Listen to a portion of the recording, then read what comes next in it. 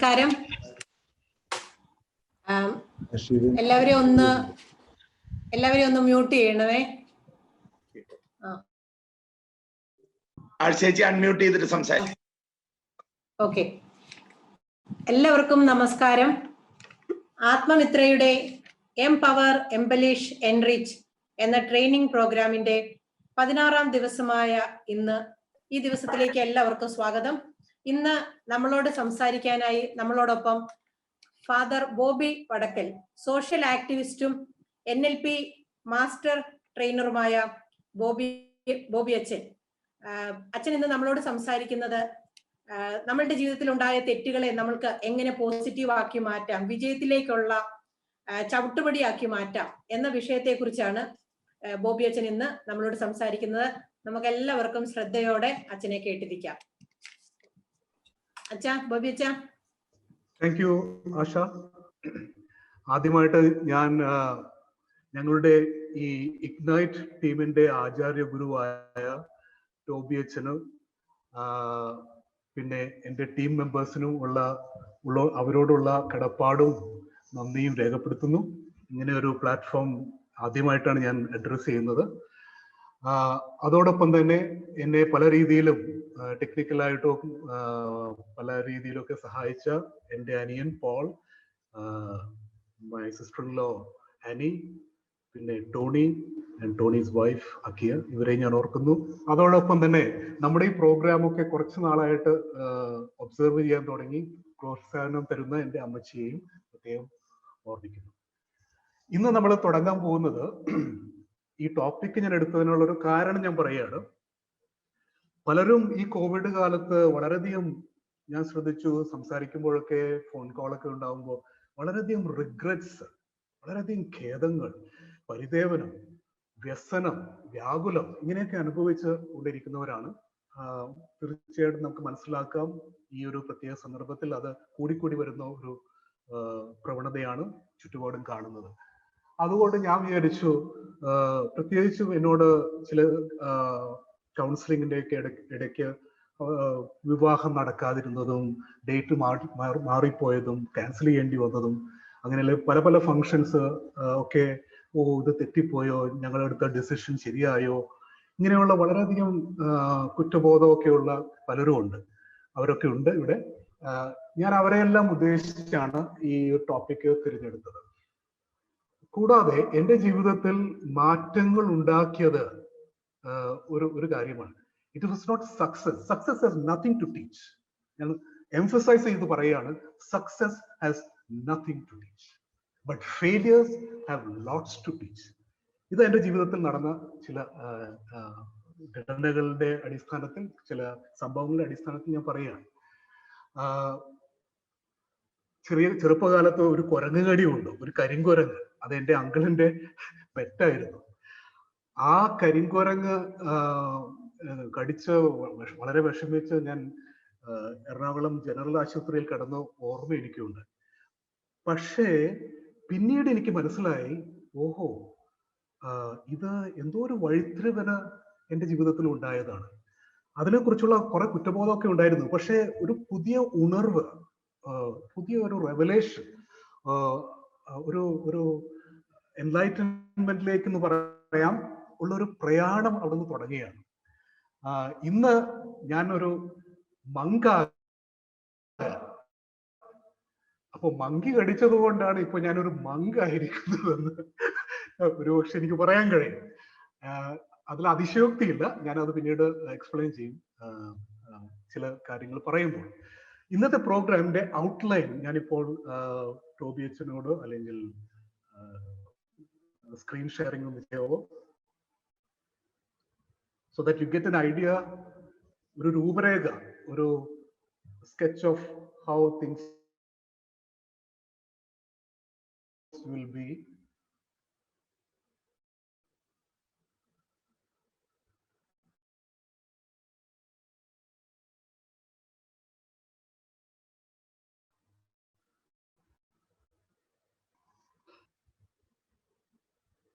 അപ്പോൾ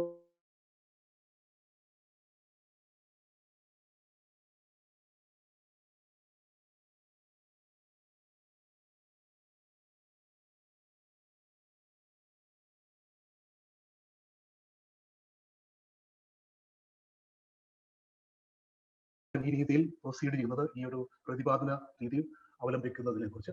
പാർട്ട് 2-ല് ഭൂപടം പ്രദേശമല്ല, ഞാൻ മലയാളിയിൽ വിളിച്ചതാണ് ആൾക്ക്. മാപ്പ് ഇസ് നോട്ട് ദ ടെറിട്ടറി, അതിനെ ആസ്പദമാക്കി ചില കാര്യങ്ങൾ പറയും. അത് കഴിഞ്ഞ് സർഗാത്മക ചിന്ത, ക്രിയേറ്റീവ് തിങ്കിങ്. മൂന്നാമതായി ആശയവിനിമയം, കമ്മ്യൂണിക്കേഷൻ. നാലാമതായി അബോധ മനസ്സ് ഒരു ഖനിയാണ് എന്നാണ് ഞാൻ മലയാളത്തിൽ ആദ്യമായിട്ടാണ് ഞാൻ ടൈപ്പ് ചെയ്യുന്നത്. അപ്പൊ അബോധ ഖനിയുമായി കുഴപ്പമില്ല, ഒരു ന്യൂ വേർഡ് കോയിൻഡ്. പാർട്ട് 3-ല് കിൻസുഗി എന്നൊരു ജാപ്പനീസ് കലയുണ്ട്, അതിനെക്കുറിച്ച് സംസാരിച്ചുകൊണ്ട് അത് നമുക്ക് എങ്ങനെ ഉപയോഗപ്പെടുത്താം നമ്മുടെ ജീവിതത്തിൽ, പ്രത്യേകിച്ചും വീഴ്ചകളെ വളർച്ചയ്ക്കുള്ള വളമാക്കാൻ, തെറ്റുകളെ വിജയത്തിലേക്കുള്ള തേരുകളാക്കാൻ എന്ന് കഴിയുക, അതിനെക്കുറിച്ചുള്ള ഒരു ഉപസംഹാരവും. ഓക്കെ, ഇനി സ്ക്രീൻ ഓഫ്. ഞാൻ പോയിന്റിലേക്ക് കിടക്കുകയാണ്. ആദ്യം നമ്മൾ ചെയ്യാൻ പോകുന്നത്, ഞാൻ പറഞ്ഞു, ഒരു കുട്ടിക്കളിയാണ്, ഒരു അഭ്യാസമാണ്. So get ready with your paper, old news paper. അത് സ്പ്രെഡ് ചെയ്ത് നിങ്ങളുടെ സെലോ ടേപ്പോ എന്തെങ്കിലും ഉണ്ടെങ്കിൽ അത് വെച്ച് 4 കോർണറും സ്റ്റിക്ക് ചെയ്യുക.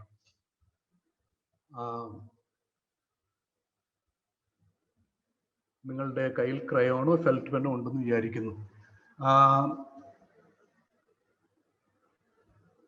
ഓക്കെ, ഇനി ഞാൻ ഇൻസ്ട്രക്ഷൻസ് പറയാൻ പോവുകയാണ്, ശ്രദ്ധിക്കുക. Perhaps you can show the screen also. Share the screen. ആ ഇൻസ്ട്രക്ഷൻസ് ആ സ്ക്രീനിലുണ്ട്. 4th slide, 4th or 5th slide. ദേവി അല്ലെങ്കിൽ ടോബിയച്ചൻ, ആ സ്ലൈഡ് ഒന്ന് കാണിക്കാവോ? അടുത്തത്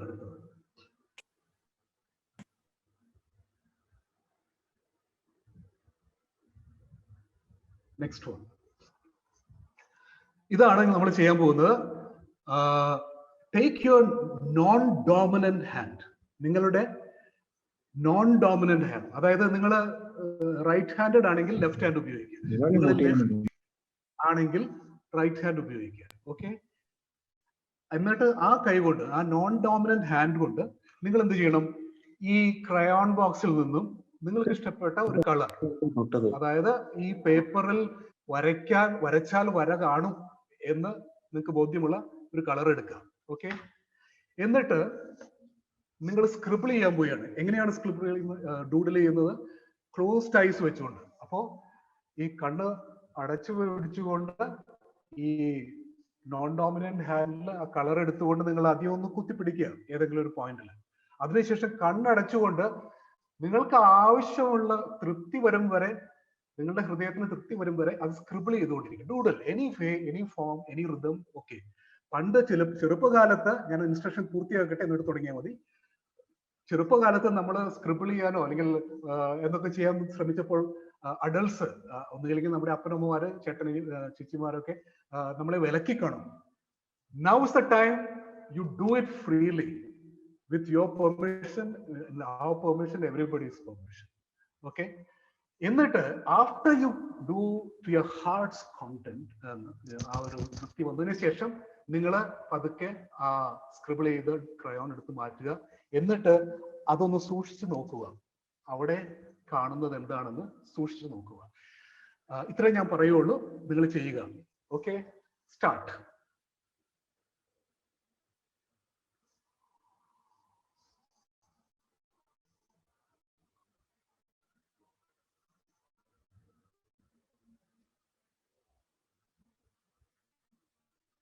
ധൈര്യമായിട്ട്, ഒട്ടും അമാന്തിക്കാതെ, ഒരു പാറ്റേണോ ഒന്നും നിങ്ങളുടെ മനസ്സിലുണ്ടാകരുത്. വെറുതെ ഒരു കൊച്ചു കുട്ടിയെ പോലെ അത് കളിക്കുക.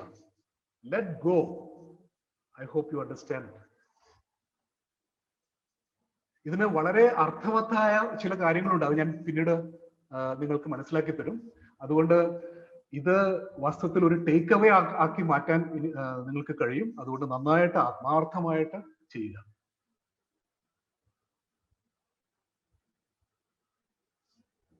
ഒരു മിനിറ്റ് കൂടി തരാം.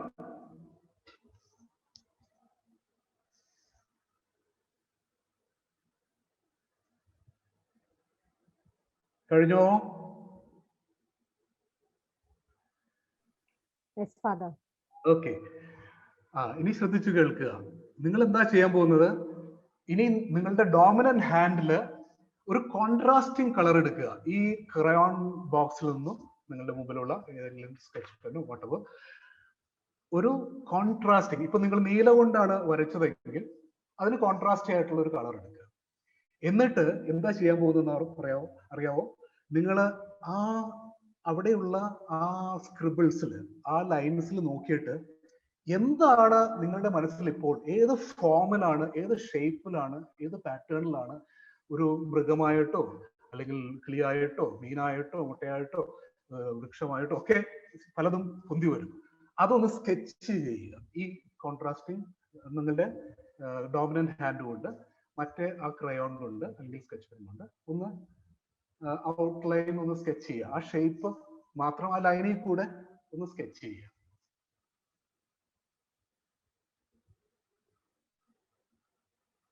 പേടിക്കണ്ട, നിങ്ങൾക്ക് മനസ്സിൽ കിട്ടുന്നത് നിങ്ങളാണ് അതിന്റെ ജഡ്ജ്, ഞാനല്ല.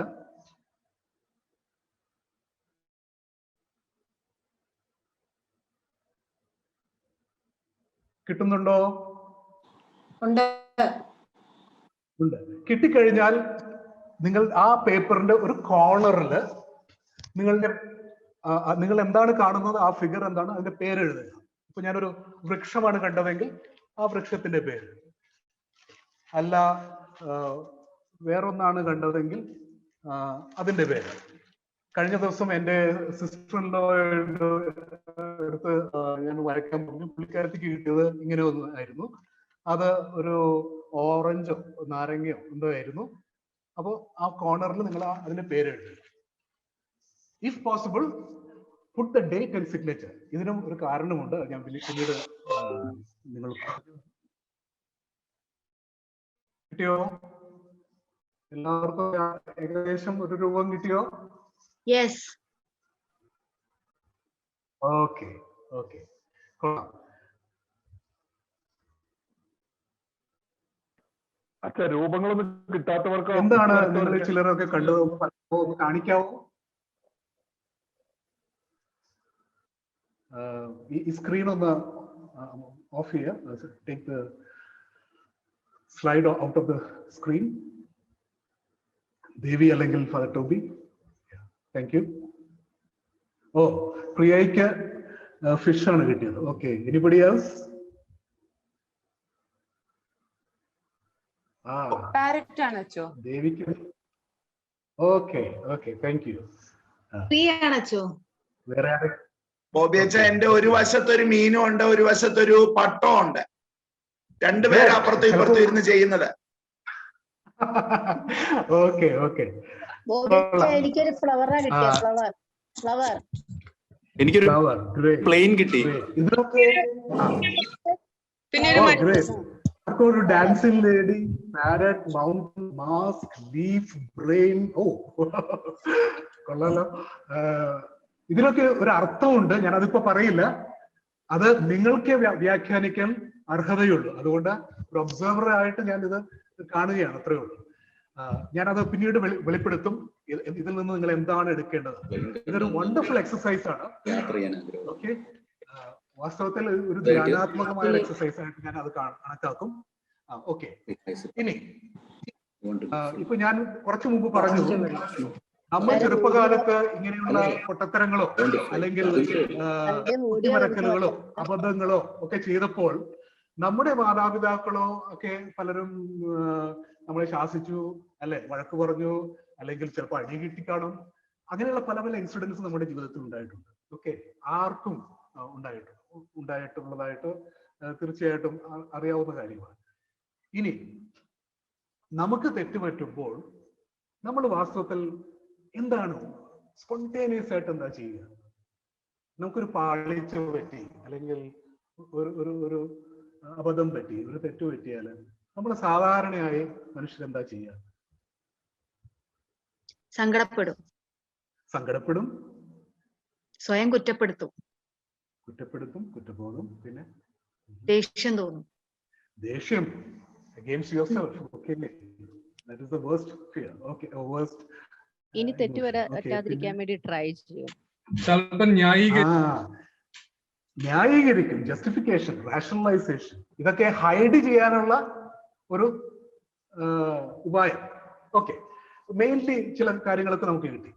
ഇനി എന്തുകൊണ്ടാണ് നമ്മൾ ഹൈഡ് ചെയ്യുന്നത്, അല്ലെങ്കിൽ നാണം കൊണ്ട് മറയ്ക്കുന്നത്, അല്ലെങ്കിൽ ഈ കുറ്റബോധത്തിൽ അകപ്പെട്ടു പോകുന്നത് എന്തുകൊണ്ടായിരിക്കാം?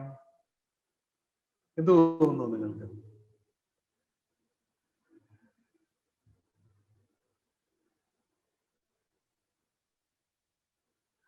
സമയത്തിന്റെ കുറവുകൊണ്ട് ഞാൻ പറഞ്ഞു പോവുകയാണ്.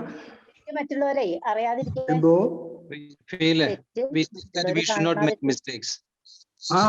We should not make mistakes. ഒരു നിയമമുള്ള മാതിരി, എന്തൊരു കമാൻഡുള്ള മാതിരി അല്ലെ? പലപ്പോഴും എവിടെ നിന്നാണ് ഇത് വരുന്നത്? സൊസൈറ്റിയിൽ നിന്നും, സമൂഹത്തിൽ നിന്നും, പാരന്റ്സ് കുടുംബങ്ങളിൽ നിന്നും, കൾച്ചർ, സംസ്കാരം, കറക്റ്റ്. പിന്നെ മതങ്ങളും ഒക്കെ ഉണ്ട്. അരുത്, കൊല്ലരുത്, നുണ പറയരുത്, കള്ളസാക്ഷ്യം കൊടുക്കരുത്, ഇങ്ങനെയുള്ള പല പല നിയമാവലികളുണ്ട് അല്ലെ? പ്രൊഹിബിഷൻസ് ആയിട്ടുള്ള പല കാര്യങ്ങളൊക്കെ ഉണ്ട്. ഇതിൽ നിന്നൊക്കെ ആണ് പലപ്പോഴും നമ്മൾ ഇന്റേണലൈസ് ചെയ്തിട്ടുള്ള കുറെ നിയമങ്ങൾ ഒക്കെ ഈ നമ്മളെ ഈ കുറ്റബോധത്തിൽ അകപ്പെടുത്തും, നാണത്തിൽ അകപ്പെടുത്തും. ഞാൻ മതത്തിനെതിരല്ല, സംസ്കാരത്തിനെതിരല്ല, സൊസൈറ്റിയിലുള്ള മാനദണ്ഡങ്ങൾക്കെതിരല്ല. പക്ഷേ ഒരു കാര്യമുണ്ട്, അതിലേക്ക് വരുന്നതിന് മുമ്പ് ഞാൻ പറയാം. എല്ലാ മതങ്ങളിലും, ഞാനൊരു മതത്തിൽ അധികം പ്രവർത്തിച്ചിട്ടുള്ളൂ പറയാണ്, എന്നാൽ എനിക്ക് എന്റെ ഭാഗ്യത്തിന് ഞാൻ പല മതസ്ഥരുമായിട്ട് ഇടപഴകിയത് കൊണ്ട് ഇന്റർഫെയ്ത്ത് മീറ്റിംഗ് വഴിയും അങ്ങനെ ഫ്രണ്ട്ഷിപ്പ് വഴിയും ഒക്കെ എല്ലാ മതങ്ങളിലും തെറ്റ് തിരുത്താനുള്ള കാലയളവ് അല്ലെങ്കിൽ സംവിധാനങ്ങൾ, സ്ഥലങ്ങൾ, ഇടങ്ങൾ ഒക്കെ ഉണ്ട്. തീർത്ഥാടനം എല്ലാ മതങ്ങളിലും ഉണ്ട്. തീർത്ഥാടനം, ഉപവാസകാലം, നോമ്പുകാലം. ജൈനരുടെ ഇടയിൽ ഞാൻ വിചാരിച്ചു ഭാരതത്തിൽ അത്ര ഈ ക്ഷമ ചോദിക്കുന്നതും ഒക്കെ ക്രിസ്ത്യാനികളുടെ മാത്രം ഒരു ഇടപാടാണെന്ന് വിചാരിച്ചു. പക്ഷെ ജെയിൻസിന്റെ ഇടയിൽ, ജൈനമതസ്ഥരുടെ ഇടയിൽ വിച്ഛാമി ദുഃഖടം എന്ന് പറഞ്ഞ പ്രത്യുഷാന ഒരു ഉത്സവമുണ്ട്. ഓഗസ്റ്റ് സെപ്റ്റംബർ മാസങ്ങളിലാണ് അത് വരുന്നത്. ആ സമയത്ത് അവർ സോറി ചോദിക്കുകയും മാപ്പ് കൊടുക്കുകയും ഒക്കെ ചെയ്യുന്ന ഒരു പ്രത്യേക കാലയളവുണ്ട്. I was surprised. It was a beautiful ritual. നമ്മുടെ ഹൈന്ദവ സംസ്കാരങ്ങളിൽ, ഞാൻ നർമ്മദ പരിക്രമത്തിന് പോയ ആളാണ്, സംഗമ സ്ഥാനങ്ങളിൽ, കർണാടകത്തെ ഞാൻ കൂടല സംഗമം എന്ന് പറയുന്ന ഇടങ്ങളിലൊക്കെ ജനങ്ങൾ സ്നാനം ചെയ്ത് പാപവിമോചനത്തിനായി അങ്ങനെയുള്ള ആചാരങ്ങൾ അനുഷ്ഠിക്കാറുണ്ട്. നമ്മൾ നിരീക്ഷിച്ചാൽ നമുക്കറിയാം, പലപ്പോഴും ഇതൊക്കെ ഒരു കാട്ടിക്കൂട്ടലുകളായി മാറിപ്പോകും. ഒരു യാന്ത്രികമായിട്ടുള്ള ഒരു ചടങ്ങായി. ക്രിസ്ത്യാനികളുടെ ഇടയിൽ കുമ്പസാരമുണ്ട് ഫോർ എക്സാമ്പിൾ. അപ്പോ എന്തോ അതിന്റെ ഉൾക്കാഴ്ച എന്താണെന്ന് മനസ്സിലാക്കാതെ ഇതൊക്കെ റെപ്പറ്റീവ് ആയിട്ട് ഇങ്ങനെ ചെയ്തു പോവുകയാണ് യാന്ത്രികമായി. അവിടേക്കാണ് നമുക്ക് ഈ ഒരു സ്വാതന്ത്ര്യത്തിലേക്ക്, മുക്തിയിലേക്ക് വരുവാനുള്ള മാർഗങ്ങൾ അടഞ്ഞു പോകുന്നത്. അപ്പോൾ പെട്ടുപോയി, ഐ ആം ട്രാപ്ഡ് എന്നുള്ള രീതിയിലൊക്കെ നമ്മൾ ആയിപ്പോകും.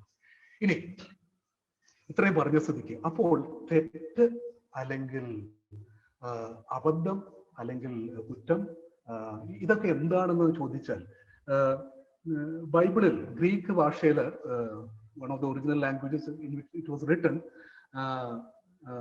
ഹമാർത്യ എന്നൊരു വാക്ക് ഉപയോഗിക്കുന്നുണ്ട് സിന്നിന്, പാപത്തിന്. ആ വാക്കിനർത്ഥം ഉന്നം പിഴയ്ക്കുക, you miss the target, you miss the aim എന്നുള്ള ഒരു അർത്ഥമുണ്ട്. അത് വളരെ അർത്ഥവത്തായിട്ടുള്ള, വളരെ വിശാലമായ ഒരു അണ്ടർസ്റ്റാൻഡിങ് നമുക്ക് തരുന്ന ഒന്നാണ്. അപ്പോൾ നമ്മൾ ഈ വളരെ ഗൗരവപൂർണമായിട്ട് കാണുന്ന ഇതൊക്കെ ഉന്നം പിഴച്ചു പോയതാണ് എന്നുള്ള ഒരു തിരിച്ചറിവ് കിട്ടിയാൽ അതിനെ അല്പം ലാഘവത്തോടെയും വേറൊരു പരിശ്രമത്തിനുള്ള ഒരു ഉദ്യമത്തിനൊക്കെ നമ്മൾ ഒരുങ്ങുന്ന രീതിയിൽ നമുക്ക് കാണാം. എനിക്ക് ഒരു ഉദാഹരണം ഞാൻ പറയുകയാണ്. ഞാൻ സെമിനാറിൽ പഠിക്കുമ്പോൾ ഉറക്കം വരുമായിരുന്നു. പ്രാർത്ഥന സമയത്തും ഉറക്കം വരുമായിരുന്നു, ധ്യാനത്തിന്റെ സമയത്തൊക്കെ ഉറക്കം വരുമായിരുന്നു. അപ്പോ അതിനുശേഷം എനിക്ക് വളരെ ഒരു വല്ലാത്ത നാണക്കേട് മാതിരത്തോടെ തോന്നി, വല്ലാത്ത കുറ്റബോധം മാതിരി തോന്നി. പിന്നെ എനിക്കൊരു അബദ്ധം പറ്റി. ഫിലോസഫി, സൈക്കോളജി, സോഷ്യോളജി ഇതിലൊക്കെ നല്ല മാർക്ക് കിട്ടി. പക്ഷെ ബൈബിളിന് തോറ്റുപോയി. അതും കൂടി ആയപ്പോ ഞാൻ പറഞ്ഞു, ഓ എന്റെ സ്ഥാനം ഇവിടെയല്ല, എന്റെ സ്ഥാനം വെട്ടിയെടുത്ത് തിരികെ പോകണം എന്ന് വിചാരിച്ചിരിക്കുമ്പോൾ എന്റെ ഗുരുനാഥനായിട്ടുള്ള എന്റെ സ്പിരിച്വൽ ഗൈഡിന്റെ അടുത്ത് ഞാൻ പോയി സംസാരിച്ചു. അന്ന് അദ്ദേഹം എന്നോട് പറഞ്ഞ ചില വാക്യം എന്നെ അത് വല്ലാതെ അത് ഇൻഫ്ലുവൻസ് ചെയ്തു. എന്റെ ജീവിതത്തിലെ ഒരു മാർക്കറായിട്ട് എന്നെ അടയാളപ്പെടുത്തിയ ഒരു സംഭവമായി അത് മാറി. അദ്ദേഹം പറഞ്ഞത് ഇതാണ്, yes yes yes you have failed, yes, but you are not a failure my dear. ആദ്യമായിട്ടാണ് ഞാനത് കേൾക്കുന്നത്. Yes you have failed but you are not a failure. അപ്പോ എന്നിൽ എന്തോ ആഴത്തിൽ ഈ പുറംചട്ടയ്ക്ക് അപ്പുറത്ത് കാണുന്ന ഒരു വ്യക്തി എന്ന നിലയിൽ, മൂല്യം കാണുന്ന ഒരു വ്യക്തി എന്ന നിലയിൽ അദ്ദേഹം എന്നെ വളർത്തി. എന്നിട്ട് വളരെ ശാസ്ത്രീയമായിട്ട് അദ്ദേഹം ആ കാലഘട്ടത്തിൽ അദ്ദേഹം അവതരിപ്പിക്കുകയാണ് ബ്രെയിൻ വേവ്സിനെ കുറിച്ചുള്ള ഒരു അറിവ്. ബ്രെയിൻ വേവ്സിനെ കുറിച്ച് നിങ്ങൾക്കറിയാം. നമ്മൾ സാധാരണ ഇപ്പോൾ ഞാൻ നിങ്ങളോട് സംസാരിക്കുമ്പോൾ, നിങ്ങൾ കേട്ടുകൊണ്ടിരിക്കുമ്പോൾ നമ്മുടെ ബ്രെയിൻ വേവ് ഏതാണെന്ന് അറിയാമോ? Beta waves. അതായത് 13 to 35 ഹെർട്സിൽ ഉള്ള ഒരു ഫ്രീക്വൻസിയാണ്. നിങ്ങൾ EEG ഇലക്ട്രോ എൻസെഫലോഗ്രാഫിൽ നോക്കിയാൽ നമുക്ക് കാണാൻ പറ്റും. നിങ്ങൾ റെസ്റ്റ്ഫുൾ ആയിട്ടുള്ള, റിലാക്സ്ഡ് ആയിട്ടുള്ള ഒരു ഘട്ടത്തിലേക്ക് വരുമ്പോൾ നിങ്ങളുടെ ബ്രെയിൻ വേവ്സ് ആൽഫ വേവ്സിലായിരിക്കും, ആൽഫ സ്റ്റേറ്റിലായിരിക്കും. അത് 8 മുതൽ 12 വരെയുള്ള ഹെർട്സ് ആണ്. അതിലും താഴെ പോയാൽ തീറ്റ എന്ന് പറയുന്ന ഒരു ട്വൈലൈറ്റ് സോൺ, ഉറക്കത്തിലേക്ക് പോയിട്ടില്ല എന്നാൽ അവിടെ അങ്ങോട്ട് പോയിക്കൊണ്ടിരിക്കുന്നു, അങ്ങനെയുള്ള ഒരു ട്വൈലൈറ്റ് സോൺ എന്ന് പറയും. അതാണ് 4 to 8 ഹെർട്സിൽ ഉള്ളത്. അപ്പോൾ എന്നോട് പറഞ്ഞു, നീ ഉറക്കത്തിലേക്ക് പോകുമ്പോൾ നീ ഒരു പക്ഷെ തീറ്റ വേവ്സിലാണ് നിന്റെ ബ്രെയിൻ, അത്രേ ഉള്ളൂ. അതിന് നീ കുറ്റപ്പെടുത്തേണ്ട കാര്യം എന്താണ്? ഓ, ഇതൊരു പുതിയ ലാംഗ്വേജ് ആണ്. അതെനിക്ക് വളരെ ഒരു വലിയൊരു കണ്ടുപിടുത്തം മാതിരിയായി. ഓ എന്നിട്ട് അദ്ദേഹം പറഞ്ഞു, ഡെൽറ്റ വേവ്സിലാണ് ഡീപ് സ്ലീപ്പിലേക്ക് നീ പോകുന്നത്. 4 to 0.5 ആ റേഞ്ച്. ഇത് കേട്ടപ്പോൾ ഈ ശാസ്ത്രീയമായ രീതിയിലുള്ള ഒരു പ്രതിപാദനം കേട്ടപ്പോൾ എന്റെ മനസ്സിൽ ഭാരം ഒന്ന് ലഘൂകരിക്കപ്പെട്ടു. എനിക്ക് ഒരു വല്ലാത്ത സന്തോഷം തോന്നി. അന്ന് ഞാൻ മഹാരാജാസ് കോളേജിൽ പഠിച്ചപ്പോൾ വലിയ വിപ്ലവകരമായ ചില മൂവ്മെന്റിലൊക്കെ ഉണ്ടായിരുന്നു. അപ്പോ വയലാറിന്റെ വരികൾ, ഒരു പഴയ ചലച്ചിത്ര ഗാനത്തിലെ വരികൾ എനിക്ക് മനസ്സിൽ വന്നു. എന്നിട്ട് ഞാൻ അത് എന്റേതാക്കി ഞാനിങ്ങനെ പാടി. തോൽക്കാൻ എനിക്കു മനസ്സില്ല, ഭയക്കാൻ എനിക്കു മനസ്സില്ല, കുറ്റബോധത്തിൻ മുമ്പിൽ ഇനി മുട്ടുമടക്കാൻ മനസ്സില്ല, ദുരഭിമാനത്തിൻ മുമ്പിൽ ഇനി മുട്ടുമടക്കാൻ മനസ്സില്ല, നാണക്കേടിൻ മുമ്പിൽ മുട്ടുമടക്കാൻ മനസ്സില്ല. അതൊരു മുദ്രാവാക്യമായി, ഒരു മന്ത്രമായി എന്റെ ജീവിതത്തിൽ മാറി. അപ്പോ ഒരു വീരഭാവത്തോടെ ഞാൻ പറഞ്ഞു, എന്റെ തോൽവിയെ ഞാൻ മറ്റൊരു രീതിയിൽ കാണും. ഇത് ആ യുവാവായ എനിക്ക് സാധിച്ചു. അത് പല പല രീതിയിലും എന്നെ പല ടേണിംഗ് പോയിന്റ്സിലേക്ക് കൊണ്ടുപോയി. ഇനി ഞാൻ എന്റെ ഈ ഇന്നത്തെ ഈ വിഷയം ഞാൻ 4 കാര്യങ്ങൾ നിങ്ങളോട് പറഞ്ഞുകൊണ്ടാണ് അവതരിപ്പിക്കാൻ പോകുന്നത്. എന്റെ സുഹൃത്തുക്കളൊക്കെ ഇതിനു മുമ്പ് ദേവിയും ആഷയും ദീനയും അഷ്റഫും എല്ലാവരും നിങ്ങൾക്ക് അവതരിപ്പിച്ച കാര്യങ്ങളിലൊക്കെ പല പല സൂത്രങ്ങൾ, പല പല തന്ത്രങ്ങൾ, എങ്ങനെയാണ് നിങ്ങൾക്ക് നിങ്ങളുടെ പ്രശ്നങ്ങളിൽ നിന്ന് പുറത്തു വരാൻ സാധിക്കുമെന്നുള്ള രീതിയിലൊക്കെ അവർ അവതരിപ്പിച്ചു. ഞാനിവിടെ നിങ്ങൾക്ക് കാണിക്കാൻ പോകുന്നത് മറ്റൊരു രീതിയിലുള്ള ഒരു സമീപനമാണ്. എന്തുകൊണ്ടെന്നാൽ ഞാൻ ഭൂകമ്പമുള്ള പ്രദേശത്ത് പോയപ്പോൾ അവിടെ ഞാൻ ശ്രദ്ധിച്ചു, അടിത്തറയ്ക്ക് അടിസ്ഥാന ശില പാകാൻ, ആ ഫൗണ്ടേഷന് വേണ്ടി അതിനു മുമ്പ് ഇവർ ഈ ബ്ലാക്ക് കോട്ടൺ സോയിലിലേക്ക് പൈൽസ് അടിച്ചു കയറ്റും, പില്ലേഴ്സ്. ഞാൻ അങ്ങനെ 4 പില്ലേഴ്സ് നിങ്ങൾക്ക് തരാൻ പോവുകയാണ്. ഈ അടിസ്ഥാന തത്വങ്ങൾ നിങ്ങൾ മനസ്സിലാക്കിയാൽ നിങ്ങൾ പുതിയ തന്ത്രങ്ങൾ, പുതിയ സൂത്രങ്ങൾ മെനഞ്ഞെടുക്കും നിങ്ങളുടേതായ രീതി. അതാണ് എന്റെ ഉദ്ദേശം. അതുകൊണ്ട് ഞാൻ ഈ 4 അടിസ്ഥാന തത്വങ്ങളിലേക്ക് കടക്കുകയാണ്. ആദ്യത്തെ തത്വം എന്താണ്? Change is possible when you are able to understand the map is not the territory. Map screen ഒന്ന് കാണിക്കുക. Share the screen. Map is not the territory. ഭൂപടം പ്രദേശമല്ല. ഇത് നിങ്ങൾക്ക് ഞാൻ പറഞ്ഞു തരേണ്ട കാര്യമല്ല. ചില അനുഭവങ്ങളുള്ളവർക്ക് വ്യക്തമായിട്ട് മനസ്സിലാവും. ഞാൻ ഒരിക്കല് ഗൂഗിൾ മാപ്പ് ഉപയോഗിച്ചുകൊണ്ട് എൻ്റെ അനിയന്റെ കൂടെ ഏതൊരു സ്ഥലത്ത് പോവുകയാണ്. ഞങ്ങൾ സ്റ്റക്കായി. അടുത്ത സ്ലൈഡ്. ഓക്കെ, ഞങ്ങൾ എവിടെ ചെന്ന് സ്റ്റക്കായി. അപ്പോഴാണ് ആരോ പറഞ്ഞു, ഓ ഇത് പഴയ ഫീഡ് ഇൻ ചെയ്ത എന്തോ ഇൻഫർമേഷൻ വെച്ചുകൊണ്ടാണ്. ഗോ ബാക്ക് ടു ദ പഴയ സ്ലൈഡിലേക്ക് പോവുക. അതുകൊണ്ടാണ് നിങ്ങൾക്ക് ഇങ്ങനെ സ്റ്റക്കാകാൻ കാരണം. അപ്ഡേറ്റ് ചെയ്തുകൊണ്ടിരിക്കണം മാപ്പ്. മനസ്സിലായോ എന്നൊക്കെ. അതില്ലെങ്കിൽ ഇങ്ങനെയൊക്കെ പറ്റും. അപ്പോ ഈ മാപ്പ് എന്ന് പറയുന്നത് നമ്മുടെ മനസ്സിലൊക്കെ ഒരു മാപ്പുണ്ട്, മാനസികമായ ഒരു മാപ്പുണ്ട്, ഒരു ഭൂപടം നമ്മുടെ മനസ്സിലുണ്ട്. വേറൊരു ഉദാഹരണം ഞാൻ പറയാണ്. വളരെ വർഷങ്ങൾക്ക് ശേഷം ഞാൻ ബാംഗ്ലൂരിൽ ചെന്നപ്പോൾ വളരെയധികം മാറ്റങ്ങളുണ്ടായി. എൻ്റെ മനസ്സിലൊരു മാപ്പുണ്ട്. മടിവല ചെക്ക് പോസ്റ്റ്, അവിടെ ചെന്നാൽ എൻ്റെ ഫ്രാൻസിസ്കൻ ഫ്രയറിൽ ചെല്ലാം. പക്ഷെ ഞാൻ നോക്കിയപ്പോൾ ഇവിടൊക്കെ മോൾസ് വന്നിരിക്കുന്നു, അമ്പരചുംബികളായ കെട്ടിടങ്ങൾ വന്നിരിക്കുന്നു, സ്ക്രൈപ്പേഴ്സ്. എനിക്ക് എൻ്റെ ഓറിയന്റേഷൻ തന്നെ തെറ്റി. എവിടെയാണത് എന്ന് എനിക്ക് മനസ്സിലായില്ല. കാരണം എൻ്റെ മനസ്സിലുണ്ടായിരുന്ന മാപ്പ് കറസ്പോണ്ട് ചെയ്യുന്നില്ല യാഥാർത്ഥ്യവുമായിട്ട്. അതുകൊണ്ട് ഇത് ഒരു ഒരു ഒരു ഭൗതിക കാര്യത്തിൽ ശരിയാണെങ്കിൽ എത്രമാത്രം ഇത് നമ്മുടെ മാനസിക കാര്യങ്ങളിൽ, നോളജിന്റെ കാര്യങ്ങളിലൊക്കെ ശരിയാണെന്ന് നമുക്ക് ഊഹിക്കാവുന്നതേ ഉള്ളൂ. നിങ്ങൾക്കറിയാം പഴയ ആ കഥ, എങ്ങനെ ബ്ലൈൻഡ് പീപ്പിൾ, അന്ധരായിട്ടുള്ള ചിലർ ഈ ആനയെ ഡിസ്ക്രൈബ് ചെയ്യുന്നത് വോളായിട്ടും വിശറിയായിട്ടും സ്തംഭമായിട്ടും കയറായിട്ടും ഒക്കെ. കാരണം അവർ ഒരു പ്രത്യേക ആംഗിൾ, ഒരു പ്രത്യേക രീതിയിൽ അവർ അനുഭവിച്ചുള്ളൂ. അപ്പോൾ നമ്മുടെ എക്സ്പീരിയൻസ് ഒക്കെ ഗോചരപ്പെടുന്നത് നമ്മുടെ സെൻസസിലൂടെയാണ്. അത് നമ്മുടെ ബ്രെയിനിലേക്ക് അത് ചെന്ന് ഒരു ചില റെപ്രസെന്റേഷൻ, ചില ഇമേജസ് ഒക്കെ ഉണ്ടാക്കുന്നു. അതിന് നമ്മളൊരു പേര് കൊടുക്കുന്നു. നമ്മുടെ ചെറുപ്പത്തിലെ കാക്ക, ഇത് കക്ക, അത് മാവ്, ഇത് ചക്ക. പിന്നെ നിങ്ങൾ അല്പം വളർന്നു കഴിയുമ്പോൾ വേറൊരു നാട്ടിൽ ചെന്ന് വേറൊരു രീതിയിലുള്ള ഒരു ഒന്ന് കാണുമ്പോൾ, ഓ ഇതും കാക്കയാണോ? ഞാൻ വിചാരിച്ചു ഞാൻ അവിടെ കണ്ടതാണ് കാക്ക. ഓ ഇത് ഇങ്ങനെയും മാവുണ്ടോ? ഓ ഞങ്ങളുടെ മാവ് വലിയ, ഇത് ഇത്രയുള്ള ചെറു, ഇത് മാവാണോ? ഈ രീതിയിലൊക്കെ നമ്മൾ അപ്ഡേറ്റ് ചെയ്യാൻ തുടങ്ങും. അപ്പോൾ നമ്മുടെ മനസ്സ് പുതിയ അനുഭവങ്ങളിൽ നിന്നും ഇൻഫർമേഷൻ എടുത്ത് അപ്ഡേറ്റ് ചെയ്യുമ്പോൾ നമ്മുടെ മാപ്പ് വിശാലമാകുന്നു.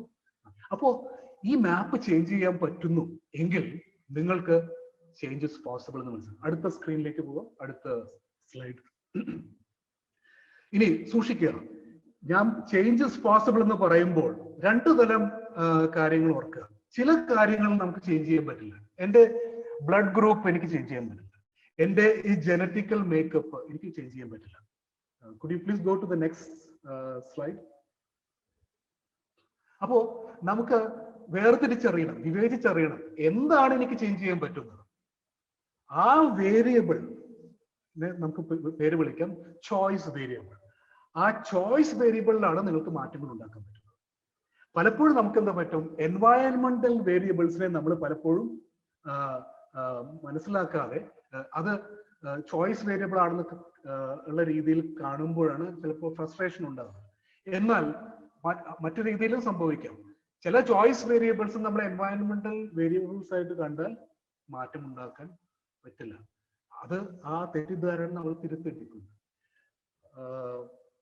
അടുത്ത സ്ക്രീനിലേക്ക് പോകാവോ? അടുത്ത സ്ലൈഡിലേക്ക്.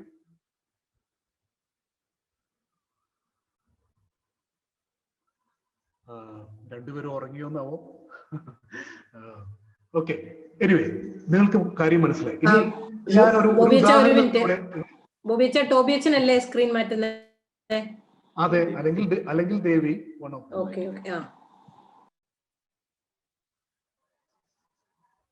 ഓക്കെ, അപ്പോ ചേഞ്ച് ഇസ് പോസിബിൾ.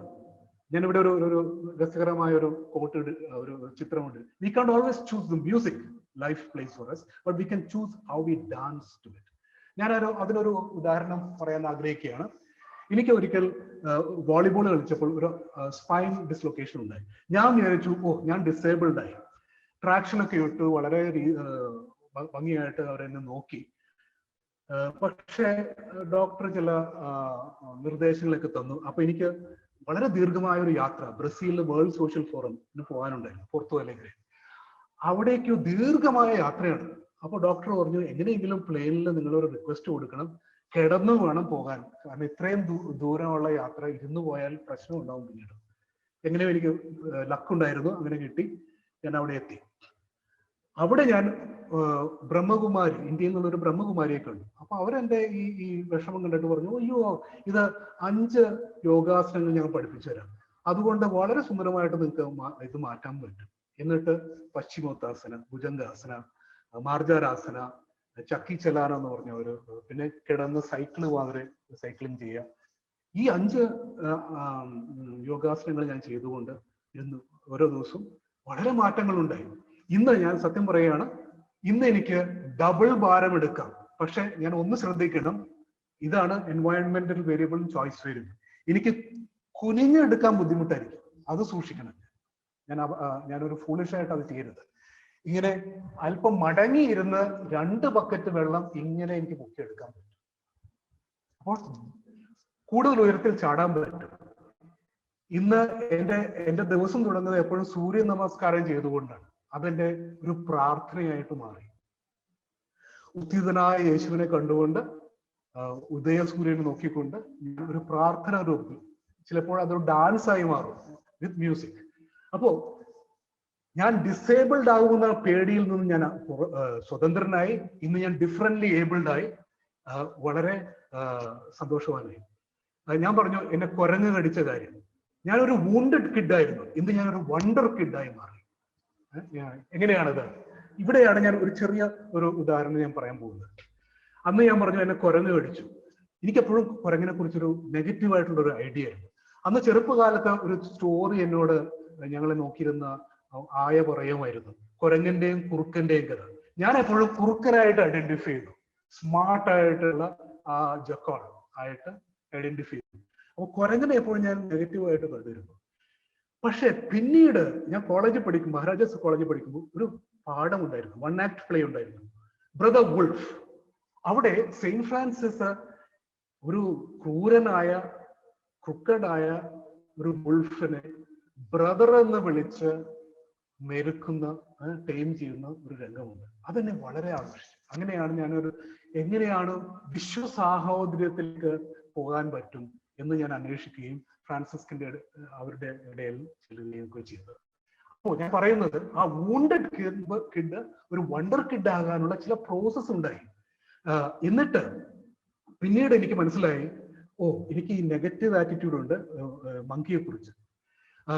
പക്ഷെ അത് പിന്നീട് എനിക്ക് മാറുകയും ഈ യൂണിവേഴ്സൽ ഫ്രറ്റേണിറ്റിയുടെ ആ ഭാവം വന്നപ്പോൾ കുരങ്ങനെ പോലും ഒരു സഹോദരനായിട്ട് കാണാൻ എനിക്ക് കഴിഞ്ഞു. ഞാൻ വാഗമണിൽ താമസിക്കുമ്പോൾ പലപ്പോഴും കുരങ്ങന്മാർ വരാറുണ്ട്.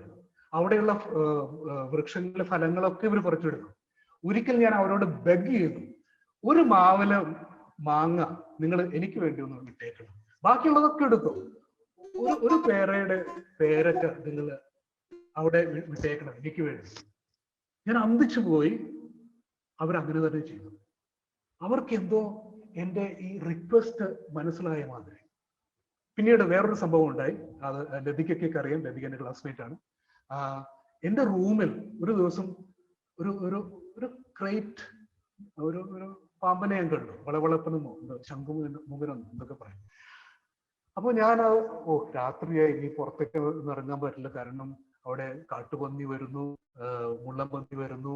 അപ്പോ ഞാൻ പറഞ്ഞു, നീ അവിടെ ഇരുന്നോ, ആ മൂലക്കിരുന്നാ മതി, ഞാനിവിടെ കിടന്നോളാം, കുഴപ്പമില്ല എന്ന് അവനോട് ഞാൻ കമ്മ്യൂണിക്കേറ്റ് ചെയ്തു. ഞാൻ അടുത്ത ദിവസം എഴുന്നേറ്റപ്പോൾ അവൻ അവിടെ തന്നെ ഉണ്ട്. പിന്നെ ഞാൻ വേറൊരാളെ കണ്ടു, അവളെ വന്നിരിക്കുന്നു. ഓഹോ, നിങ്ങൾ രണ്ടുപേരും ഇവിടെ ഉണ്ടായിരുന്നോ? എനിക്ക് അത്ഭുതപ്പെട്ടുപോയി. ഈ പാമ്പുകളുടെ കൂടെ രാത്രി മുഴുവൻ ഞാൻ ആ റൂമിൽ കിടന്നു, കുഴപ്പമുണ്ടായില്ല. അപ്പോൾ എനിക്ക് മനസ്സിലായി, വിശ്വസാഹോദര്യത്തിന്റെ എന്തോ ഒരു അരൂപി എന്നിലുണ്ട്. അതുകൊണ്ട് അവർക്ക് എനിക്ക് എന്നെ മനസ്സിലാക്കി, ഞാൻ അവരെ മനസ്സിലാക്കുന്നു. അപ്പോൾ അങ്ങനെയുള്ള ഒരു അനുഭവത്തിലേക്ക് ഈ മാപ്പ് ചേഞ്ച് ചെയ്തപ്പോൾ ഞാൻ പറഞ്ഞു, wounded kid became A wonder kid. ഇത് നിങ്ങൾക്ക് സാധിക്കും. ഒരു ഹോംവർക്ക് ഞാൻ തരികയാണ്. നിങ്ങളുടെ ചെറുപ്പകാലത്ത് നിങ്ങളെ ഇൻഫ്ലുവൻസ് ചെയ്തിട്ടുള്ള ഏതെങ്കിലും ഒരു സ്റ്റോറി സൂക്ഷിച്ചു നോക്കുക. എന്തിനാണ് നിങ്ങൾ ഐഡന്റിഫൈ ചെയ്തത്?